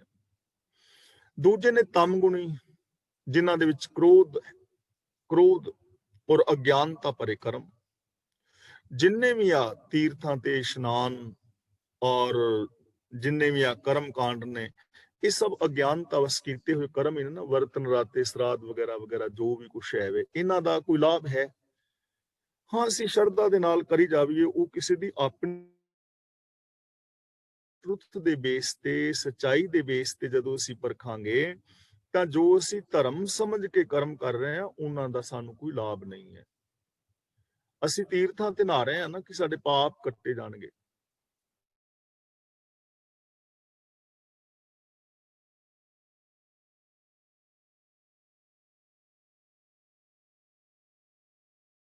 ਪਾਣੀ ਪਾਣੀ मैल लै जाएगी, शरीरक तौर ते सफाई हो जाएगी। पर जे कोई ये समझे कि मेरे पाप कट्टे जाणगे ਤਾਂ ਇਹ ਇੱਕ ਅਗਿਆਨਤਾ ਭਰਿਆ ਕਰਮ ਹੋਏਗਾ। ਜੇ ਵਰਤ ਰੱਖਣ ਦੇ ਨਾਲ ਦੇਖੋ ਸਿਹਤ ਠੀਕ ਹੋ ਸਕਦੀ ਹੈ। ਜੇ ਕੋਈ ਬੰਦਾ ਹਫਤੇ ਵਿੱਚ ਇੱਕ ਅੱਧੀ ਵਾਰੀ ਰੋਟੀ ਨਹੀਂ ਖਾਂਦਾ ਜਾਂ 2-4 ਦਿਨ 5-10 ਦਿਨ ਨਹੀਂ ਖਾਂਦਾ, ਸਿਹਤ ਨੂੰ ਮੁੱਖ ਰੱਖ ਕੇ, ਤਾਂ ਉਹ ਇੱਕ ਵੱਖਰਾ ਟੌਪਿਕ ਹੈ ਕਿ ਸਰੀਰ ਦੀ ਜਿਹੜੀ ਪਾਚਨ ਕਿਰਿਆ ਹੈ ਉਹ ਠੀਕ ਹੋਏਗੀ। ਇੱਕ ਵੱਖਰੀ ਗੱਲ ਹੈ। ਲੇਕਿਨ ਜੇ ਕੋਈ ਵਰਤ ਇਸ ਕਰਕੇ ਰੱਖੇ ਕਿ ਰੱਬ ਖੁਸ਼ ਹੋਏਗਾ, ਮੈਨੂੰ ਮੁਕਤੀ ਮਿਲੇਗੀ, ਮਰਨ ਤੋਂ ਬਾਅਦ ਮੈਨੂੰ ਸਵਰਗ ਮਿਲੇਗਾ, ਤਾਂ ਇਹ ਇੱਕ ਅਗਿਆਨਤਾ ਭਰਿਆ ਕਰਮ ਹੋਏਗਾ। ਤਾਂ ਐਸੇ ਅਗਿਆਨਤਾ ਭਰੇ ਕਰਮ, ਔਰ ਫਿਰ ਜਦੋਂ ਕਿਸੇ ਅਗਿਆਨਤਾ ਭਰੇ ਕਰਮ ਕਰਨ ਵਾਲੇ ਨੂੰ ਬਾਈ ਦੀ ਵੇ ਕਹਿ ਦਿਓ ਨਾ, ਉਹ ਤੁਹਾਡੇ ਗਲ ਪੈ ਜਾਏਗਾ, ਨਾਲ ਦੇ ਨਾਲ ਟੁੱਟ ਕੇ ਪੈ ਜਾਏਗਾ। ਤੁਸੀਂ ਕਿਸੇ ਕਰਮ ਕਾਂਡ ਦੇ ਖਿਲਾਫ ਬੋਲ ਕੇ ਦੇਖੋ, ਡਾਂਗਾ ਵਾਲੇ ਫਿਰ ਵੇਖੋ ਕਿਵੇਂ ਹੁੰਦੇ ਨੇ। ਡਾਂਗਾ ਵਾਲੇ, ਕਿਉਂਕਿ ਅਸੀਂ ਤੇ ਇਸ ਮਹਿਕਮੇ ਵਿੱਚ ਵਿਚਰ ਰਹੇ ਹਾਂ ਨਾ, ਕਿਵੇਂ ਕ੍ਰੋਧ ਚੜਦਾ ਹੈ, ਉਹਦਾ ਰੀਜ਼ਨ ਹੈ। ਜਦੋਂ ਕਿਸੇ ਨੂੰ ਕ੍ਰੋਧ ਚੜਦਾ ਨਾ, ਝੂਠਾ ਹੁੰਦਾ ਬੰਦਾ। ਜੇ ਕੋ ਬੋਲੇ ਸੱਚ, ਕੂੜਾ ਜਲ ਜਾਵਈ। ਜਦੋਂ ਸੱਚ ਬੋਲੋਗੇ ਤੇ ਜਿਹੜਾ ਝੂਠਾ ਬੰਦਾ ਹੈ ਨਾ, ਉਹ ਸੜ ਬਲ ਕੇ ਸਵਾਹ ਹੋ ਜਾਏਗਾ। ਕਿਉਂ? ਕਿ ਉਹਦਾ ਪਰਦਾ ਫਾਸ਼ ਹੋ ਰਿਹਾ ਹੈ, ਉਹਦਾ ਝੂਠ ਪ੍ਰਗਟ ਹੋ ਰਿਹਾ ਹੈ। ਜੋ ਲੋਕਾਂ ਨੂੰ ਲੁੱਟ ਰਿਹਾ ਹੈ ਝੂਠ ਦੇ ਨਾਮ ਤੇ, ਉਹ ਪ੍ਰਗਟ ਹੋ ਰਿਹਾ ਹੈ। ਸਾਚ ਕਹੇ ਤੇ ਛੋ ਆਵੇ, ਛੋ ਦਾ ਮਤਲਬ ਗੁੱਸਾ। ਸੱਚ ਕਹੋ ਤੇ ਗੁੱਸਾ ਆਏਗਾ ਬੰਦੇ ਨੂੰ। ਇਹ ਨੇ ਸਾਰੇ ਤਮੋ ਗੁਣੀ। ਦੂਜਾ ਹੋ ਗਿਆ ਤਮ ਗੁਣ। ਪਹਿਲਾ ਲਾਲਚ ਅਧੀਨ ਕੀਤੇ ਕਰਮ, ਦੂਜਾ ਅਗਿਆਨਤਾ ਦੇ ਅਧੀਨ ਕੀਤੇ ਹੋਏ ਕਰਮ, ਕ੍ਰੋਧ ਵਗੈਰਾ ਔਰ ਜਿੰਨੇ ਵੀ ਆ ਕਰਮ ਕਾਂਡ ਨੇ, ਇਹ ਦੂਜੇ ਇਸ ਤਰ੍ਹਾਂ ਦੇ ਲੋਕ ਨੇ। ਤੇ ਤੀਜੇ ਲੋਕ ਉਹ ਨੇ ਜਿਨ੍ਹਾਂ ਨੇ ਤਿਆਗ ਕਰ ਦਿੱਤਾ ਸੰਸਾਰ ਦਾ, ਉਹ ਕੰਮਕਾਰੀ ਛੱਡ ਹੀ ਗਏ। ਨਾ ਲਾਲਚ, ਨਾ ਅਗਿਆਨਤਾ ਭਰੇ ਕਰਮ, ਉਹ ਸੰਸਾਰ ਨੂੰ ਛੱਡ ਗਏ, ਕੰਮ ਹੀ ਕਰਨਾ ਛੱਡ ਦਿੱਤਾ, ਬਾਬੇ ਬਣ ਗਏ, ਤਿਆਗੀ ਹੋ ਗਏ। ਨਾ ਭੈਣਾਂ ਭਰਾਵਾਂ ਵਾਲੇ ਫਰਜ਼ ਨਿਭਾਏ, ਨਾ ਬੱਚਿਆਂ ਵਾਲੇ ਫਰਜ਼ ਨਿਭਾਏ, ਨਾ ਸਮਾਜ ਦੇ ਫਰਜ਼ ਨਿਭਾਏ। ਉਲਟਾ ਸਮਾਜ ਦੇ ਉੱਤੇ ਵਜਨ ਬਣ ਗਏ ਤੇ ਉਹਨੂੰ ਆਪਣੇ ਆਪ ਨੂੰ ਕਹਿ ਦਿੱਤਾ ਸਤੋ ਗੁਣੀ, ਕਿ ਮੈਂ ਤੇ ਜੀ ਸਤੋ ਗੁਣੀ ਆ, ਮੈਨੂੰ ਤੇ ਕੋਈ ਲਾਲਚ ਹੈ ਹੀ ਨਹੀਂ, ਮੈਂ ਕੋਈ ਕਰਮ ਕਰਨਾ ਹੀ ਨਹੀਂ, ਕੰਮ ਹੀ ਛੱਡਤਾ। ਸਿਰ ਦੇ ਵਿੱਚ ਸਵਾਹ ਮਲੀ ਹੈ, ਕੰਨ ਪੜਵਾਏ ਨੇ, ਤੁਰੇ ਫਿਰਦੇ ਨੇ। ਇਹ ਤਿੰਨੇ ਹੀ ਜੀਵਨ ਉਲਾਰੂ ਨੇ, ਬੈਲੈਂਸ ਜੀਵਨ ਨਹੀਂ ਹੈ। ਜੋ ਪਹਿਲਾ ਹੈ ਲਾਲਚ ਦੇ ਅਧੀਨ ਰਾਜਗੁਣ ਵਾਲਾ, ਉਹਦਾ ਜੀਵਨ ਬੈਲੈਂਸ ਵਿੱਚ ਨਹੀਂ ਹੈ, ਕਿਉਂਕਿ ਉਹ ਦੂਜਿਆਂ ਦੇ ਹੱਕ ਖਾਈ ਜਾ ਰਿਹਾ ਹੈ। ਦੂਜੇ ਬੰਦੇ ਦਾ ਜੀਵਨ ਵੀ ਬੈਲੈਂਸ ਨਹੀਂ, ਕ੍ਰੋਧ ਵਗੈਰਾ ਅਗਿਆਨਤਾ ਭਰੇ ਕਰਮ, ਉਲਾਰੂ ਜੀਵਨ। ਤੇ ਤੀਜੇ ਦਾ ਜੀਵਨ ਵੀ ਉਲਾਰੂ, ਕਿਉਂ ਛੱਡ ਹੀ ਗਿਆ ਹੈ। ਤੇ ਚੌਥਾ ਪਦ ਕੀ ਹੈ? ਰਹਿਣਾ ਸੰਸਾਰ ਵਿੱਚ ਹੀ ਹੈ। ਉਹ ਰਜੋਗੁਣੀ ਵੀ ਨਹੀਂ, ਉਹਨਾਂ ਦੇ ਅੰਦਰ ਲਾਲਚ ਨਹੀਂ ਹੈ, ਸੱਚ ਨੂੰ ਆਧਾਰ ਬਣਾ ਕੇ ਜ਼ਿੰਦਗੀ ਜੀ ਰਹੇ ਨੇ। ਉਹਨਾਂ ਦੇ ਅੰਦਰ ਅਗਿਆਨਤਾ ਵੀ ਨਹੀਂ ਹੈ ਕਿ ਉਹ ਅਗਿਆਨਤਾ ਭਰੇ ਕਰਮ ਕਰੀ ਜਾ ਰਹੇ ਨੇ। ਤੇ ਉਹ ਸੰਸਾਰ ਨੂੰ ਤਿਆਗ ਕੇ ਵੀ ਨਹੀਂ ਗਏ, ਇਸ ਸੰਸਾਰ ਦੇ ਅੰਦਰ ਰਹਿ ਕੇ ਨਿਰਲੇਪ ਨੇ। ਅੰਜਨ ਮਾਹੇ ਨਿਰੰਜਨ ਰਹੀ ਹੈ। ਜੈਸੇ ਜਲ ਮੈਂ ਕਮਲ ਨਿਰਾਲਮ, ਮੁਰਗਾਈ ਨੇ ਸਾਣੇ, ਸੁਰਤ ਸ਼ਬਦ ਭਵਸਾਗਰ ਤਰੀਏ, ਨਾਨਕ ਨਾਮ ਵਖਾਣੇ। ਉਹ ਸੱਚ ਦੇ ਨਾਲ ਜੁੜ ਗਏ ਨੇ, ਸੱਚ ਨੂੰ ਬੇਸ ਬਣਾ ਕੇ ਜ਼ਿੰਦਗੀ ਜੀ ਰਹੇ ਨੇ, ਇਮਾਨਦਾਰੀ ਦੇ ਨਾਲ ਦਸਾਂ ਨਵਾਂ ਦੀ ਕਿਰਤ ਕਮਾਈ ਕਰ ਰਹੇ ਨੇ, ਵੰਡ ਕੇ ਛਕ ਰਹੇ ਨੇ। ਉਹਨਾਂ ਦਾ ਜੀਵਨ ਬੈਲੈਂਸ ਹੈ, ਬਿਲਕੁਲ ਕਿਸੇ ਦਾ ਹੱਕ ਨਹੀਂ ਖਾ ਰਹੇ, ਅਗਿਆਨਤਾ ਭਰੇ ਕਰਮ ਨਹੀਂ ਕਰ ਰਹੇ, ਸੰਸਾਰ ਨੂੰ ਛੱਡ ਕੇ ਵੀ ਨਹੀਂ ਦੌੜੇ, ਸਗੋਂ ਬੜੀ ਬਹਾਦਰੀ ਦੇ ਨਾਲ ਵਿਕਾਰਾਂ ਤੋਂ ਨਿਰਲੇਪ ਰਹਿ ਕੇ ਆਪਣੇ ਮਨੁੱਖੀ ਫਰਜ਼ਾਂ ਨੂੰ ਪੂਰੀਆਂ ਕਰ ਰਹੇ ਨੇ। ਉਹਨੂੰ ਕਹਿੰਦੇ ਨੇ ਚੌਥਾ ਪਦ। ਮਾਇਆ ਦੀ ਸੋਚ ਤੋਂ ਉਤਲੀ ਜੋ ਸੋਚ ਹੈ, ਉਹ ਸੋਚ। ਤੇ ਮਾਇਆ ਕੀ ਹੈ, ਇਹ ਆਪਾਂ ਪਹਿਲਾਂ ਬਹੁਤ ਵਾਰ ਵਿਚਾਰ ਕਰ ਚੁੱਕੇ ਹਾਂ। ਤੇ ਜਿੱਥੇ ਵੀ ਸ਼ਬਦ ਆਵੇ ਸਾਨੂੰ ਇਹ ਵਿਚਾਰ ਕਰਨੀ ਚਾਹੀਦੀ ਹੈ, ਜਿਸ ਕਰਕੇ ਸਾਨੂੰ ਇਹ ਪੱਕੇ ਤੌਰ ਤੇ ਚੀਜ਼ਾਂ ਯਾਦ ਹੋ ਜਾਣ। ਇਹ ਮਾਇਆ ਜਿਤ ਹਰ ਵਿਸਰੈ, ਮੋਹ ਉਪਜੈ, ਭਾਉ ਦੂਜਾ ਲਾਇਆ। ਜੋ ਮਾਇਆ ਦੇ ਤਿੰਨਾਂ ਗੁਣਾਂ ਵਿੱਚ ਵਿਚਰੇਗਾ, ਉਹਨੂੰ ਰੱਬ ਵੀ ਭੁੱਲਿਆ ਰਹਿਣਾ ਹੈ। ਉਹਦੇ ਅੰਦਰ ਸੈਲਫਿਸ਼ਨੈਸ ਵੀ ਹੋਏਗੀ, ਉਹਦੇ ਅੰਦਰ ਮੇਰ ਤੇਰ ਦੇ ਵਿਤਕਰੇ ਵੀ ਹੋਣਗੇ, ਉਹ ਕਥਨੀ ਔਰ ਕਰਨੀ ਦਾ ਪੂਰਾ ਵੀ ਨਹੀਂ ਹੋਏਗਾ। ਤੇ ਜਿਹੜਾ ਚੌਥੇ ਪਦ ਵਿੱਚ ਹੈ, ਉਹ ਰੱਬ ਦੇ ਅੰਦਰ ਅਪੇਦ, ਹਰ ਇੱਕ ਦੇ ਅੰਦਰ ਰੱਬ ਦਾ ਨੂਰ ਜ਼ਹੂਰ, ਉਹਦਾ ਜਲਵਾ ਵੇਖਦਾ ਹੋਇਆ, ਅਗਿਆਨਤਾ ਤੋਂ ਨਿਰਲੇਪ ਯਾਨੀ ਗਿਆਨ ਦੇ ਚਾਨਣੇ ਵਿੱਚ ਜਿਉਂਦਾ ਹੋਇਆ, ਉਹਦੇ ਵਿੱਚ ਮੇਰ ਤੇਰ ਦੇ ਵਿਤਕਰੇ ਨਹੀਂ ਹਨ। ਉਹ ਸਾਰਿਆਂ ਦੇ ਅੰਦਰ ਪ੍ਰਭੂ ਦੀ ਜੋਤ ਨੂੰ ਤੱਕਦਾ ਹੈ, ਸੱਚ ਨੂੰ ਆਧਾਰ ਬਣਾ ਕੇ ਰੱਬੀ ਹੁਕਮ ਦੇ ਅੰਦਰ ਚੱਲਦਾ, ਉਹ ਮਾਇਆ ਤੋਂ ਨਿਰਲੇਪ ਹੈ। ਇਹਨੂੰ ਕਹਿੰਦੇ ਨੇ ਚੌਥੀ ਅਵਸਥਾ। ਨਾਨਕ ਚੌਥੇ ਪਦ ਮੈਂ, ਜਿਹੜਾ ਇਹੋ ਜਿਹੀ ਜ਼ਿੰਦਗੀ ਜੀਂਦਾ ਹੈ ਗਤ ਪਾਏ। ਗਤ ਦਾ ਮਤਲਬ ਗਤੀ, ਯਾਨੀ ਵਿਕਾਰਾਂ ਤੋਂ ਮੁਕਤੀ, ਦੁੱਖਾਂ ਤੋਂ ਖਲਾਸੀ, ਚਿੰਤਾ ਪਰੇਸ਼ਾਨੀਆਂ ਤੋਂ ਮੁਕਤੀ ਪਾ ਲੈਂਦਾ ਹੈ, ਉਹ ਬੰਦਾ ਮੁਕਤੀ ਪਾ ਲੈਂਦਾ ਹੈ। ਇੱਥੇ ਵੀ ਗੁਰੂ ਜੀ ਜੀਵਨ ਮੁਕਤੀ ਦਾ ਸਿਧਾਂਤ ਪੇਸ਼ ਕਰ ਰਹੇ ਨੇ, ਔਰ ਇਹ ਚੀਜ਼ਾਂ ਸਮਝਣ ਵਾਲੀਆਂ ਨੇ ਅੱਜ ਦੇ ਇਸ ਵਿਚਾਰ ਵਿੱਚ ਵੀ, ਕਿ ਰੱਬ ਦੇ ਸਾਰੇ ਥਾਂ ਨੇ, ਸਾਰੇ ਘਟ, ਸਾਰੇ ਵਜੂਦ ਉਹਦੇ ਨੇ, ਸਾਰੇ ਵਜੂਦਾਂ ਵਿੱਚ ਉਹ ਹੈ। ਅਨੇਕਾਂ ਢੰਗਾਂ ਦੇ ਨਾਲ ਇਸ ਸੰਸਾਰ ਦੇ ਅੰਦਰ ਪਸਰਿਆ ਹੋਇਆ ਹੈ। ਅਨੇਕਾਂ ਢੰਗਾਂ ਦੀ ਜੁਗਤੀ ਹੈ, ਜੀਵਨ ਦੀ ਜੁਗਤੀ ਹੈ। ਜੀਣ ਦੇ ਵੱਖਰੇ ਵੱਖਰੇ ਢੰਗ ਨੇ, ਇਲਾਕੇ ਮੁਤਾਬਕ, ਮੌਸਮ ਮੁਤਾਬਕ। ਕਿਤੇ ਜੇ ਅਫਰੀਕਾ ਵਗੈਰਾ ਦੇ ਦੇਸ਼ਾਂ ਦੇ ਵਿੱਚ ਬਹੁਤ ਜ਼ਿਆਦਾ ਗਰਮੀ ਹੈ ਤਾਂ ਉੱਥੇ ਮਨੁੱਖਾਂ ਦਾ ਰੰਗ ਜਾਂ ਡੀਲ ਡੋਲ ਹੋਰ ਕਿਸਮ ਦਾ ਹੈ, ਤੇ ਜਿਨ੍ਹਾਂ ਦੇਸ਼ਾਂ ਦੇ ਵਿੱਚ ਠੰਡਕ ਹੈ ਉੱਥੋਂ ਦੇ ਰੰਗ ਰੂਪ ਕੁਝ ਹੋਰ ਨੇ। ਯਾਨੀ ਅਨੇਕਾਂ ਢੰਗ, ਅਨੇਕਾਂ ਤਰੀਕਿਆਂ ਦੀ ਇਹ ਸ੍ਰਿਸ਼ਟੀ ਹੈ, ਲੇਕਿਨ ਹੈ ਸਾਰੇ ਵਜੂਦ ਰੱਬ ਦੇ ਨੇ।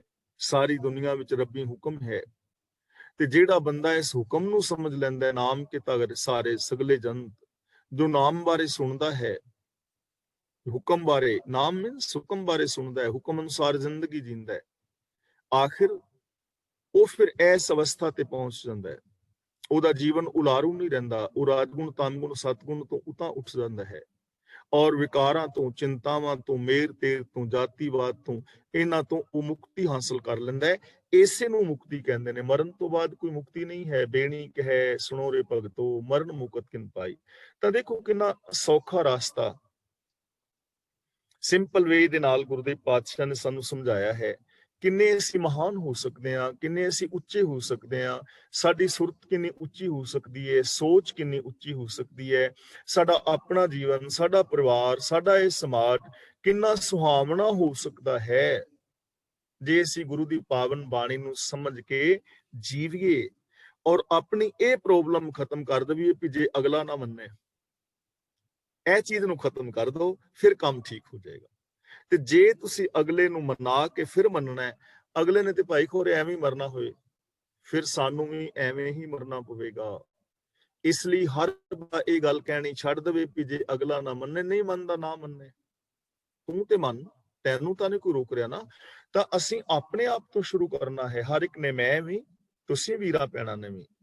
ਤੇ ਜੇ ਜ਼ਿਆਦਾ ਨਹੀਂ, ਘੱਟ ਤੋਂ ਘੱਟ ਜੋ ਅਸੀਂ ਕਲਾਸ ਵਿੱਚ ਵੀਰ ਭੈਣਾਂ ਕੰਟੀਨਿਊ ਪਾ ਰਹੇ ਹਾਂ, ਅਸੀਂ ਇਹਨਾਂ ਚੀਜ਼ਾਂ ਨੂੰ ਚੰਗੀ ਤਰ੍ਹਾਂ ਸਮਝ ਚੁੱਕੇ ਹਾਂ, ਬਾਰ-ਬਾਰ ਇਹ ਚੀਜ਼ਾਂ ਸਾਡੇ ਸਾਹਮਣੇ ਆ ਰਹੀਆਂ ਨੇ, ਤਾਂ ਅਸੀਂ ਸਾਰੇ ਵੀਰ ਭੈਣਾਂ ਆਪਣੇ ਤੋਂ ਸ਼ੁਰੂ ਕਰੀਏ, ਆਪਣੀ ਸੋਚ ਨੂੰ ਉਤਾਂ ਉਠਾਵੀਏ, ਔਰ ਜੋ ਸਾਨੂੰ ਗੁਰਬਾਣੀ ਪੜ੍ਹ ਕੇ, ਸੁਣ ਕੇ ਸਮਝ ਆਉਂਦਾ ਹੈ ਨਵਾਂ, ਉਸ ਨਵੀਨਤਾ ਨੂੰ ਧਾਰਨ ਕਰੀਏ। ਤੇ ਜਿਹੜੀਆਂ ਕੁਝ ਗਲਤੀਆਂ ਨੇ, ਚਾਹੇ ਉਹ ਜਾਣ-ਬੁੱਝ ਕੇ ਸਨ ਜਾਂ ਅਣਜਾਣਪੁਣੇ ਵਿੱਚ ਸਨ, ਉਹਨਾਂ ਨੂੰ ਛੱਡ ਦਈਏ, ਅੱਜ ਤੋਂ ਯੂ ਟਰਨ ਲੈ ਲਈਏ, ਸਾਡੀ ਜ਼ਿੰਦਗੀ ਸੁਹਾਵਣੀ ਹੋ ਜਾਏ, ਅਸੀਂ ਇਸ ਸਮਾਜ ਨੂੰ ਸੁਹਾਵਣਾ ਬਣਾਉਣ ਦੇ ਅੰਦਰ ਯੋਗਦਾਨ ਪਾਈਏ। ਤਾਂ ਅੱਜ ਦੀ ਇਸ ਵਿੱਚ ਵਿਚਾਰ ਵਿੱਚ ਜੇ ਕਿਸੇ ਵੀਰ ਭੈਣ ਨੇ ਕੋਈ ਸਵਾਲ ਪੁੱਛਣਾ ਹੋਵੇ ਤਾਂ ਉਹ ਸਵਾਲ ਪੁੱਛ ਸਕਦਾ ਹੈ, ਔਰ ਅੱਜ ਦੀ ਜੋ ਇਹ ਵਿਚਾਰ ਸੀ, ਇਹਦੇ ਬਾਰੇ ਜੇ ਕੋਈ ਆਪਣਾ ਵਿਚਾਰ ਦੇਣਾ ਚਾਹੇ ਤਾਂ ਉਹ ਵਿਚਾਰ ਵੀ ਦੇ ਸਕਦਾ ਹੈ। ਤੇ ਲੱਗਦਾ ਹੈ ਕਿ ਇੰਟਰਨੈਟ ਮੇਰੇ ਖਿਆਲ ਠੀਕ ਹੀ ਚੱਲਦਾ ਰਿਹਾ, ਵਿੱਚ ਥੋੜੀ ਜਿਹੀ ਪ੍ਰੋਬਲਮ ਇੱਕ ਅੱਧੀ ਵਾਰੀ ਆਈ ਹੋਈ ਤਾਂ ਪਤਾ ਨਹੀਂ, ਤੇ ਜੇ ਉਹ ਪ੍ਰੋਬਲਮ ਆਈ ਹੋਵੇ ਉਹਦੇ ਵਾਸਤੇ ਖਿਮਾ ਦੀ ਜਾਚਕ ਹਾਂ। ਜੇ ਕਿਸੇ ਵੀਰ ਭੈਣ ਨੇ ਕੋਈ ਸਵਾਲ ਪੁੱਛਣਾ ਹੈ ਤਾਂ ਉਹ ਆਪਣੇ ਆਪ ਹੀ ਅਨਮਿਊਟ ਹੋ ਜਾਓ। ਵੀਰ ਤਰਲੋਚਨ ਸਿੰਘ ਜੀ ਨੂੰ ਬਾਰ-ਬਾਰ ਨਾ ਕਹਿਣਾ ਪਵੇ, ਇੱਥੇ ਮੈਂ ਖਿਮਾ ਦਾ ਜਾਚਕ ਹਾਂ। ਵੀਰ ਜੀ ਅਨਮਿਊਟ ਹੋ ਗਏ ਨੇ, ਔਰ ਜਿਨ੍ਹਾਂ ਨੇ ਕੋਈ ਸਵਾਲ ਪੁੱਛਣੇ ਉਹ ਅਨਮਿਊਟ ਹੋ ਸਕਦੇ ਨੇ। ਵਾਹਿਗੁਰੂ ਜੀ ਕਾ ਖਾਲਸਾ, ਵਾਹਿਗੁਰੂ ਜੀ ਕੀ ਫਤਿਹ। ਵਾਹਿਗੁਰੂ ਜੀ ਕਾ ਖਾਲਸਾ, ਵਾਹਿਗੁਰੂ ਜੀ ਕੀ ਫਤਿਹ। ਧੰਨਵਾਦ ਜੀ ਗਿਆਨੀ ਜੀ। ਤੇ ਜਿੱਦਾਂ ਗਿਆਨੀ ਜੀ ਨੇ ਕਿਹਾ ਹੀ ਹੈ ਜੀ ਕਿ ਆਪ ਅਨਮਿਊਟ ਹੋ ਜਾਓ, ਤੇ ਜੇ ਕੋਈ ਸਵਾਲ ਪੁੱਛਣਾ ਤਾਂ ਜ਼ਰੂਰ ਸਾਨੂੰ ਪੁੱਛ ਲਓ, ਗਿਆਨੀ ਜੀ ਨੂੰ ਪੁੱਛ ਲਓ ਰਾਦਰ ਦੈਨ ਮੀ। ਤੇ ਸਾਡੇ ਨਾਲ ਆਪਣੇ ਰਵਿੰਦਰ ਸਿੰਘ ਜੀ ਨੈਂਦਰਾ ਸਾਹਿਬ ਅਨਮਿਊਟ ਹੋਏ ਹੈ, ਤੁਸੀਂ ਕਰੋ ਜੀ ਆਪਣੀ ਗੱਲ। ਹਾਂਜੀ ਗਿਆਨੀ, ਮੈਂ ਥੋੜੇ ਸ਼ਬਦ ਹੀ ਸਾਨੂੰ ਪੰਜਾਬੀ ਦੇ ਜਿਹੜੇ ਨਹੀਂ ਇਕੱਲੇ ਇੰਨਾ ਨਹੀਂ ਪਤਾ। ਹਾਂਜੀ, ਉਲਾਰੂ ਕਿਹਨੂੰ ਕਹਿੰਦੇ ਤੁਸੀਂ? ਉਲਾਰੂ ਕਈ ਦਫਾ ਯੂਜ਼ ਕੀਤਾ ਵਰਡ, ਉਲਾਰੂ ਜੀਵਨ, ਜਿਹਨੂੰ ਉਲਾਰੂ ਉਲਾਰੂ ਦਾ ਮਤਲਬ ਜਿਹੜਾ ਅਨਬੈਲੈਂਸ ਜੀਵਨ ਹੈਗਾ, ਜਿਵੇਂ ਅਸੀਂ ਤੱਕੜੀ ਨਹੀਂ, ਜਿਵੇਂ ਤੱਕੜੀ ਅਸੀਂ ਫੜਦੇ ਆ, ਮੈਂ ਤੁਹਾਨੂੰ ਥੋੜਾ ਦੱਸਦਾ, ਫਿਰ ਤੁਸੀਂ ਆਪ ਉਹਦੇ ਲਈ ਸ਼ਬਦ ਕੋਈ ਹੋਰ ਲੱਭ ਲਿਓ। ਇਹ ਦੇਖੋ ਮੇਰੇ ਵੱਲ, ਤੱਕੜੀ ਫੜੀ ਨਾ, ਤੇ ਜਿਹੜਾ ਪਾਸਾ ਭਾਰਾ ਹੋਏਗਾ ਉਹ ਨੀਵਾਂ ਹੋ ਜਾਂਦਾ, ਉਹਨੂੰ ਅਸੀਂ ਉਲਾਰੂ ਕਹਿੰਦੇ ਆ। ਜਿਵੇਂ ਅਸੀਂ ਗੱਡਿਆਂ ਉੱਤੇ ਵਜਨ ਲੱਦੀਦਾ ਸੀ ਨਾ, ਤੇ ਕਈ ਵਾਰੀ ਪਿਛਲੇ ਪਾਸੇ ਭਾਰ ਜ਼ਿਆਦਾ ਹੋ ਜਾਂਦੇ ਸੀ ਤੇ ਅੱਗੋਂ ਚੁੱਕਿਆ ਜਾਂਦਾ, ਕਹਿੰਦੇ ਗੱਡਾ ਉਲਾਰ ਹੋ ਗਿਆ, ਇੱਕ ਪਾਸੇ ਵਜਨ ਜ਼ਿਆਦਾ ਹੋ ਜਾਣਾ, ਇੱਕ ਪਾਸੜ ਦੀ ਬੰਦੀ ਨਾ, ਇੱਕ ਪਾਸੜ ਵੀ ਕਹਿ ਸਕਦੇ ਸੀ। ਹਾਂਜੀ, ਤੇ ਦੋ ਹੋਰ ਹੈਗੇ ਆ। ਉਤਪਤੀ ਦਾ ਕੀ ਮਤਲਬ ਹੁੰਦਾ? ਕਿ ਉਤਪਤੀ ਦਾ ਮਤਲਬ ਪੈਦਾ, ਕੋਈ ਚੀਜ਼ ਪੈਦਾ ਹੋਣਾ। ਤੇ ਲੈਤਾ ਹੈਗਾ ਫਿਨਿਸ਼ ਕਰਨਾ, ਜੋ ਲੈਤਾ ਦਾ ਮਤਲਬ ਖਤਮ ਹੋਣਾ। ਖਤਮ ਹੋਣਾ, ਅੱਛਾ ਜੀ। ਜਿਵੇਂ ਮੈਂ ਪੈਦਾ ਹੋਇਆ ਤਾਂ ਮੇਰੀ ਉਤਪਤੀ ਹੋਈ, ਤੇ ਜਿਸ ਦਿਨ ਮੈਂ ਮਰਾਂਗਾ ਮੈਂ ਲੈ ਹੋ ਗਿਆ, ਲੈਤਾ ਹੋ ਗਈ, ਮੁੱਕ ਗਿਆ, ਖਤਮ ਹੋ ਗਿਆ। ਅੱਛਾ ਜੀ। ਲੈਤਾ ਦਾ ਮਤਲਬ ਖਤਮ ਹੋਣਾ। ਹਾਂਜੀ, ਤੇ ਇਹ ਇੱਕ ਦੋ ਹੋਰ ਹੈਗੇ। ਵਿਆਪਕ ਦਾ ਮਤਲਬ ਹੁੰਦਾ ਕਿ ਵਿਆਪਕ ਦਾ ਮਤਲਬ ਕੰਟੀਨਿਊ, ਜੋ ਹਰ ਥਾਂ ਦੇ ਉੱਤੇ ਹਰ ਸਮੇਂ ਹੈ। ਅੱਛਾ, ਹੱਥਾਂ ਫੈਲਿਆ ਜੀ। ਜਿਵੇਂ ਆਕਾਸ਼ ਹੈ ਤਾਂ ਹਰ ਥਾਂ ਤੇ ਹਰ ਸਮੇਂ ਹੈ। ਤੇ ਵਜੂਦ ਹੁੰਦਾ ਕਿ ਜਿੱਦਾਂ ਸਰੀਰ ਜਿਹਨੂੰ ਕਹਿੰਦੇ ਆ, ਮਤਲਬ ਸਰੀਰ ਜਿਵੇਂ ਆਕਾਰ ਹੈਗਾ ਕੋਈ ਵੀ, ਜਿਵੇਂ ਪੱਥਰ ਦੀ ਹੋਂਦ ਹੈਗੀ, ਉਹਨੂੰ ਹੋਂਦ ਅਸੀਂ ਕਹਿ ਸਕਦੇ ਹਾਂ। ਅੱਛਾ ਜੀ, ਅੱਛਾ ਜੀ, ਥੈਂਕ ਯੂ ਜੀ, ਧੰਨਵਾਦ। ਧੰਨਵਾਦ ਜੀ ਰਵਿੰਦਰ ਸਿੰਘ ਜੀ। ਤੇ ਹੋਰ ਕੋਈ ਅਨਮਿਊਟ ਨਹੀਂ ਹੋਇਆ? ਜੇ ਹੋਣਾ ਤਾਂ ਗੱਲ ਹੁਣੇ ਕਰ ਲਓ ਜੀ, ਨਹੀਂ ਤਾਂ ਫਿਰ ਆਪਾਂ ਸਮਾਪਤੀ ਕਰ ਦਿੰਦੇ ਹਾਂ। ਹਾਂਜੀ, ਅਵਤਾਰ ਸਿੰਘ ਜੀ। ਹੁਣ ਪੁੱਛਣਾ ਹੈ ਤਾਂ ਜੀ ਬਾਅਦ ਦਾ ਕੁਐਸਚਨ, ਥੋੜਾ ਜਿਹਾ ਅੱਗੇ ਨੂੰ ਆ ਕੇ ਗੱਲ ਕਰਿਓ ਜੀ, ਥੋੜੀ ਜਿਹੀ ਆਵਾਜ਼ ਤੁਹਾਡੀ ਪਿੱਛੇ ਨੂੰ ਆ ਭਾਈ ਸਾਹਿਬ। ਹੈ ਜੀ, ਤੁਹਾਡੀ ਆਵਾਜ਼ ਥੋੜੀ ਜਿਹੀ ਥੋੜਾ ਅੱਗੇ ਨੂੰ ਆ ਕੇ ਗੱਲ ਕਰੋ। ਹਾਂਜੀ, ਜਿਸਦਾ ਜੀ ਗੁਰਦੁਆਰਾ ਸਾਹਿਬ ਅਰਦਾਸ ਕਰਦੇ ਔਰ ਸਾਰੇ ਕਹਿੰਦੇ ਵੀ ਸੱਚਖੰਡ ਦੇ ਵਿੱਚ ਜੀ ਇੱਕ ਪ੍ਰਵਾਨ ਹੋਵੇ। ਉਹ ਸੱਚਖੰਡ ਕਿੱਥੇ ਹੋਏ? ਗੁਰਦੁਆਰੇ ਬਾਹਰ ਵੀ ਆ ਜਾਂ ਘਰ ਉੱਥੇ ਗੁਰਦੁਆਰੇ ਦੇ ਅੰਦਰ ਹੀ ਆ? ਇਹਨੂੰ ਅਸੀਂ ਨਾ ਐਵੇਂ ਸਮਝ ਸਕਦੇ ਹਾਂ, ਸੱਚ ਦਾ ਮਤਲਬ ਤੇ ਸੱਚ ਹੀ ਹੈ, ਤੇ ਖੰਡ ਦਾ ਮਤਲਬ ਹੁੰਦਾ ਟੁਕੜਾ। ਉਹ ਟੁਕੜਾ ਜਿਹਦੇ ਵਿੱਚ ਸੱਚ ਹੈਗਾ। ਜਿਵੇਂ ਅਸੀਂ ਕਲਾਸ ਦੇ ਵਿੱਚ ਇਸ ਟਾਈਮ ਅਸੀਂ 40 ਵੀਰ ਭੈਣਾਂ ਵਾ, ਤਾਂ ਅਸੀਂ 40 ਟੁਕੜੇ ਆ, 40 ਸਰੀਰ ਆ, ਤੇ ਸੱਚਖੰਡ ਉਹ ਹੋਏਗਾ ਜਿਹੜੇ ਟੁਕੜੇ ਦੇ ਵਿੱਚ ਸੱਚ ਹੋਏਗਾ। ਜਿਸ ਮੈਂਟੈਲਿਟੀ, ਮਾਨਸਿਕਤਾ ਵਿੱਚ ਸੱਚ ਹੋਏ, ਉਹਨੂੰ ਅਸੀਂ ਸੱਚਖੰਡ ਕਹਿੰਦੇ ਆ। ਤੇ ਸੱਚ ਜਿਹੜਾ ਹੈ ਉਹ ਹਰ ਥਾਂ ਦੇ ਉੱਤੇ ਹੀ ਪਸਰਿਆ ਹੋਇਆ ਹੈ। ਲੇਕਿਨ ਜਿਹੜਾ ਗੁਰਬਾਣੀ ਵਿੱਚ ਸੱਚਖੰਡ ਆਉਂਦਾ ਨਾ, ਕਿਉਂਕਿ ਅਸੀਂ ਜਪਜੀ ਸਾਹਿਬ ਜੀ ਦੇ ਵਿੱਚ ਵਿਚਾਰ ਕੀਤੀ ਸੀ, ਸੱਚਖੰਡ ਵਸੈ ਨਿਰੰਕਾਰ। ਸੱਚਖੰਡ ਦਾ ਮਤਲਬ ਵੀ ਸੱਚ ਦੀ ਇੱਕ ਅਵਸਥਾ ਹੈ, ਜਦੋਂ ਬੰਦੇ ਦਾ ਮਨ, ਬਚਨ ਔਰ ਕਰਮ ਕਰਕੇ ਸੱਚਾ ਹੋ ਜਾਂਦਾ ਨਾ, ਉਦੋਂ ਉਹਦੀ ਜਿਹੜੀ ਹਾਲਾਤ ਬਣਦੀ ਹੈ, ਉਹਦੀ ਸੋਚ ਇਹ ਹੁੰਦੀ ਹੈ ਵਸੈ ਨਿਰੰਕਾਰ, ਉਹਨੂੰ ਚਾਰ ਚਫੇਰੇ ਰੱਬ ਵਸਦਾ ਹੋਇਆ ਨਜ਼ਰੀ ਪੈਂਦਾ ਹੈ।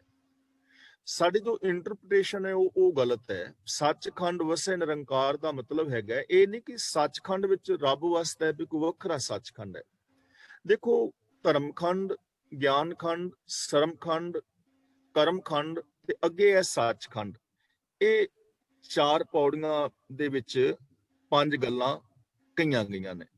ਸੱਚਖੰਡ ਦਾ ਮਤਲਬ ਹੈਗਾ ਕਿ ਉਹ ਮੈਂਟੈਲਿਟੀ, ਉਹ ਸੋਚ, ਉਹ ਅਵਸਥਾ ਜਿੱਥੇ ਜਾ ਕੇ ਬੰਦਾ ਮਨ, ਬਚਨ ਔਰ ਕਰਮ ਕਰਕੇ ਸੱਚ ਦਾ ਧਾਰਨੀ ਹੋ ਜਾਂਦਾ ਹੈ।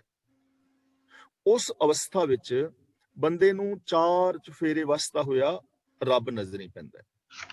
ਜਿਹੜਾ ਅਸੀਂ ਕਹਿੰਦੇ ਆ ਵੀ ਬਾਣੀ ਸੱਚਖੰਡ ਵਿਖੇ ਪ੍ਰਵਾਨ ਕਰਨੀ, ਤਾਂ ਬਾਣੀ ਤਾਂ ਪਹਿਲਾਂ ਹੀ ਪ੍ਰਵਾਨ ਹੈ। ਸਾਨੂੰ ਕਹਿਣਾ ਇਹ ਚਾਹੀਦਾ ਹੈ ਕਿ ਸਤਿਗੁਰੂ ਜੀ ਸਾਨੂੰ ਬਾਣੀ ਅਨੁਸਾਰ ਜੀਵਨ ਜੀਣ ਦਾ ਬਲ ਬਖਸ਼ੋ, ਜਾਂ ਸਾਨੂੰ ਪ੍ਰੋਮਿਸ ਕਰਨੀ ਚਾਹੀਦੀ ਕਿ ਸਤਿਗੁਰੂ ਅਸੀਂ ਪ੍ਰੋਮਿਸ ਕਰਦੇ ਹਾਂ ਕਿ ਅਸੀਂ ਗੁਰਬਾਣੀ ਅਨੁਸਾਰ ਜ਼ਿੰਦਗੀ ਜੀਵਾਂਗੇ। ਸਾਨੂੰ ਕਹਿਣਾ ਇਹ ਚਾਹੀਦਾ ਹੈ ਵੀ ਬਾਣੀ ਦੇ ਜਿਹੜੇ ਅਰਥ ਭਾਵ ਨੇ ਉਹ ਸਾਡੇ ਹਿਰਦੇ ਵਿੱਚ ਵਸਾਓ। ਸੱਚਖੰਡ ਤੇ ਬਾਣੀ ਤਾਂ ਪਹਿਲਾਂ ਹੀ ਪ੍ਰਵਾਨ ਹੈ। ਤੇ ਇਹਦਾ ਮਤਲਬ ਜਿਹੜਾ ਅਸੀਂ ਇਹ ਕਹਿੰਦੇ ਹਾਂ ਵੀ ਸੱਚਖੰਡ ਚ ਪ੍ਰਵਾਨ ਕਰਨੀ, ਵੈਸੇ ਤੇ ਲਫ਼ਜ਼ ਆਮ ਬਣ ਗਿਆ, ਯਾਨੀ ਵੀ ਬਾਣੀ ਤੁਸੀਂ ਸੱਚਖੰਡ ਵਿੱਚ ਪ੍ਰਵਾਨ ਕਰ ਲਓ ਕਿ ਸਾਨੂੰ ਲੋੜ ਨਹੀਂ ਹੈ। ਜੇ ਮੰਨ ਲਓ ਕੋਈ ਸੱਚਖੰਡ ਉੱਤੇ ਹੈ ਸਪੋਜ਼, ਤੇ ਵਾਹਿਗੁਰੂ ਨੇ ਸਾਡੀ ਪੜ੍ਹੀ ਸੁਣੀ ਬਾਣੀ ਉੱਤੇ ਪ੍ਰਵਾਨ ਕਰ ਲਈ ਵੀ ਚਲੋ ਠੀਕ ਹੈ ਮੈਂ ਪ੍ਰਵਾਨ ਕਰ ਲੈਣਾ, ਸਾਡੇ ਕੋਲ ਤੇ ਫਿਰ ਕੁਛ ਨਾ ਰਿਹਾ ਨਾ। ਯਾਨੀ ਤੁਸੀਂ ਆਪਣੀ ਬਾਣੀ ਨੂੰ ਪ੍ਰਵਾਨ ਆਪ ਹੀ ਕਰ ਲਓ। ਸਾਨੂੰ ਕਾਰ ਚਾਹੀਦੀ ਸੀ, ਮਿਲ ਗਈ, ਠੀਕ ਹੈ। ਸਾਨੂੰ ਬਾਣੀ ਅਨੁਸਾਰ ਜ਼ਿੰਦਗੀ ਜੀਣੀ ਚਾਹੀਦੀ। ਧੰਨਵਾਦ। ਠੀਕ ਹੈ ਜੀ, ਧੰਨਵਾਦ। ਤੇ ਹੋਰ ਕਿਸੇ ਨੇ ਜੀ ਕੋਈ ਸਵਾਲ ਪੁੱਛਣਾ ਹੋਵੇ ਤਾਂ ਹੋ ਜਾਓ ਅਨਮਿਊਟ। ਹਾਂਜੀ ਹਾਂਜੀ, ਅਰਵਿੰਦਰ ਸਿੰਘ ਜੀ ਤੁਸੀਂ ਦੇਖੋ। ਕੋਈ ਨਹੀਂ ਜੀ, ਕੋਈ ਨਹੀਂ, ਕਰੋ। ਇਹ ਪੰਜਾਬੀ ਦੇ ਉਹੀ ਵਰਡ ਹੀ ਲਾ ਲਓ ਕਿ ਇੱਕ ਜਦੋਂ ਕਹਿੰਦੇ ਨਾ ਕਿ ਮਨ ਤੂੰ ਜੋਤ ਸਰੂਪ ਹੈ, ਤੇ ਇਹ ਵਰਡ ਯੂਜ਼ ਕੀਤਾ ਜਾਂਦਾ ਅੰਸ਼, ਰੱਬ ਦੀ ਅੰਸ਼। ਅੰਸ਼ ਦਾ ਕੀ ਮਤਲਬ ਹੁੰਦਾ ਭਲਾ? ਅੰਸ਼ ਦਾ ਮਤਲਬ ਹੁੰਦਾ ਹੈ ਹਿੱਸਾ। ਹਿੱਸਾ। ਅੱਛਾ। ਜਿਵੇਂ ਸਮੁੰਦਰ ਦੀ ਇੱਕ ਬੂੰਦ ਲੈ ਲਈ ਤਾਂ ਉਹ ਬੂੰਦ ਸਮੁੰਦਰ ਦਾ ਹਿੱਸਾ ਹੈ ਇੱਕ, ਉਹਨੂੰ ਅੰਸ਼ ਕਹਿ ਦਿੰਦੇ। ਅੰਸ਼ ਦਾ ਮਤਲਬ ਰੂਪ ਵੀ ਹੈਗਾ, ਅੰਸ਼ ਦਾ ਮਤਲਬ ਰੂਪ, ਉਹਦਾ ਰੂਪ ਹੈਗਾ ਜਾਂ ਉਹਦਾ ਤੂੰ ਇੱਕ ਹਿੱਸਾ ਹੈਗਾ, ਵੱਖਰਾ ਨਹੀਂ ਹੈ। ਠੀਕ ਹੈ। ਜਿਵੇਂ ਸੋਨੇ ਦੀ ਛਾਪ ਤਾਂ ਉਹ ਸੋਨਾ ਹੀ ਹੈ, ਪਾਣੀ ਦੀ ਇੱਕ ਨਿੱਕੀ ਜਿਹੀ ਬੂੰਦ ਸਮੁੰਦਰ ਦਾ ਅੰਸ਼ ਹੈ। ਅੰਸ਼ ਦਾ ਮਤਲਬ ਛੋਟਾ ਹਿੱਸਾ ਹੈ ਉਹਦਾ, ਉਹਦੇ ਤੋਂ ਵੱਖਰਾ ਨਹੀਂ ਹੈ।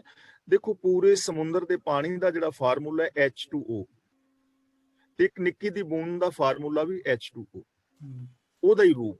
ਅੰਸ਼ ਦਾ ਮਤਲਬ ਰੂਪ। ਅੱਛਾ, ਥੈਂਕ ਯੂ। ਠੀਕ ਹੈ ਜੀ, ਬਹੁਤ ਬਹੁਤ ਧੰਨਵਾਦ ਜੀ। ਸਾਰਿਆਂ ਦਾ ਮੈਂ ਧੰਨਵਾਦ ਕਰਦਾ ਇਸ ਕਲਾਸ ਦੇ ਵਿੱਚ ਜਿਨ੍ਹਾਂ ਨੇ ਹਿੱਸਾ ਲਿਆ, ਤੇ ਉਹਨਾਂ ਸਾਰਿਆਂ ਦਾ ਧੰਨਵਾਦ। ਤੇ ਆਪਾਂ ਕੱਲ ਨੂੰ ਵਾਪਸ ਫੇਰ ਮੁੜ ਕੇ ਆਵਾਂਗੇ ਜੀ। ਮੈਂ ਇੰਨਾ ਗੱਲ ਜ਼ਰੂਰ ਕਹੂੰਗਾ ਕਿ ਸਾਰਿਆਂ ਦੇ ਸਤਿਕਾਰ ਦਾ ਧਿਆਨ ਰੱਖਿਆ ਕਰੋ, ਤਾਂ ਕਿ ਕਿਸੇ ਨੂੰ ਕੋਈ ਇਦਾਂ ਦਾ ਮਹਿਸੂਸ ਨਾ ਹੋਵੇ। ਬਸ ਇਹ ਚੀਜ਼ ਦਾ ਧਿਆਨ ਰੱਖਣਾ। ਇੱਥੇ ਆਪਾਂ ਸਮਾਪਤੀ ਕਰਦੇ ਜੀ। ਕੱਲ ਨੂੰ ਮੁੜ ਕੇ ਫੇਰ 1 ਵਜੇ ਆਵਾਂਗੇ। ਅੱਜ ਕਾਫੀ ਟਾਈਮ ਹੋ ਗਿਆ। ਥੈਂਕ ਯੂ ਤੁਹਾਡਾ ਬਹੁਤ ਬਹੁਤ। ਤੇ ਉਤਾਂ ਹੀ ਲਈਏ ਛੁੱਟੀਆਂ ਜੀ। ਬੁਲਾਓ ਫਤਿਹ। ਵਾਹਿਗੁਰੂ ਜੀ ਕਾ ਖਾਲਸਾ, ਵਾਹਿਗੁਰੂ ਜੀ ਕੀ ਫਤਿਹ।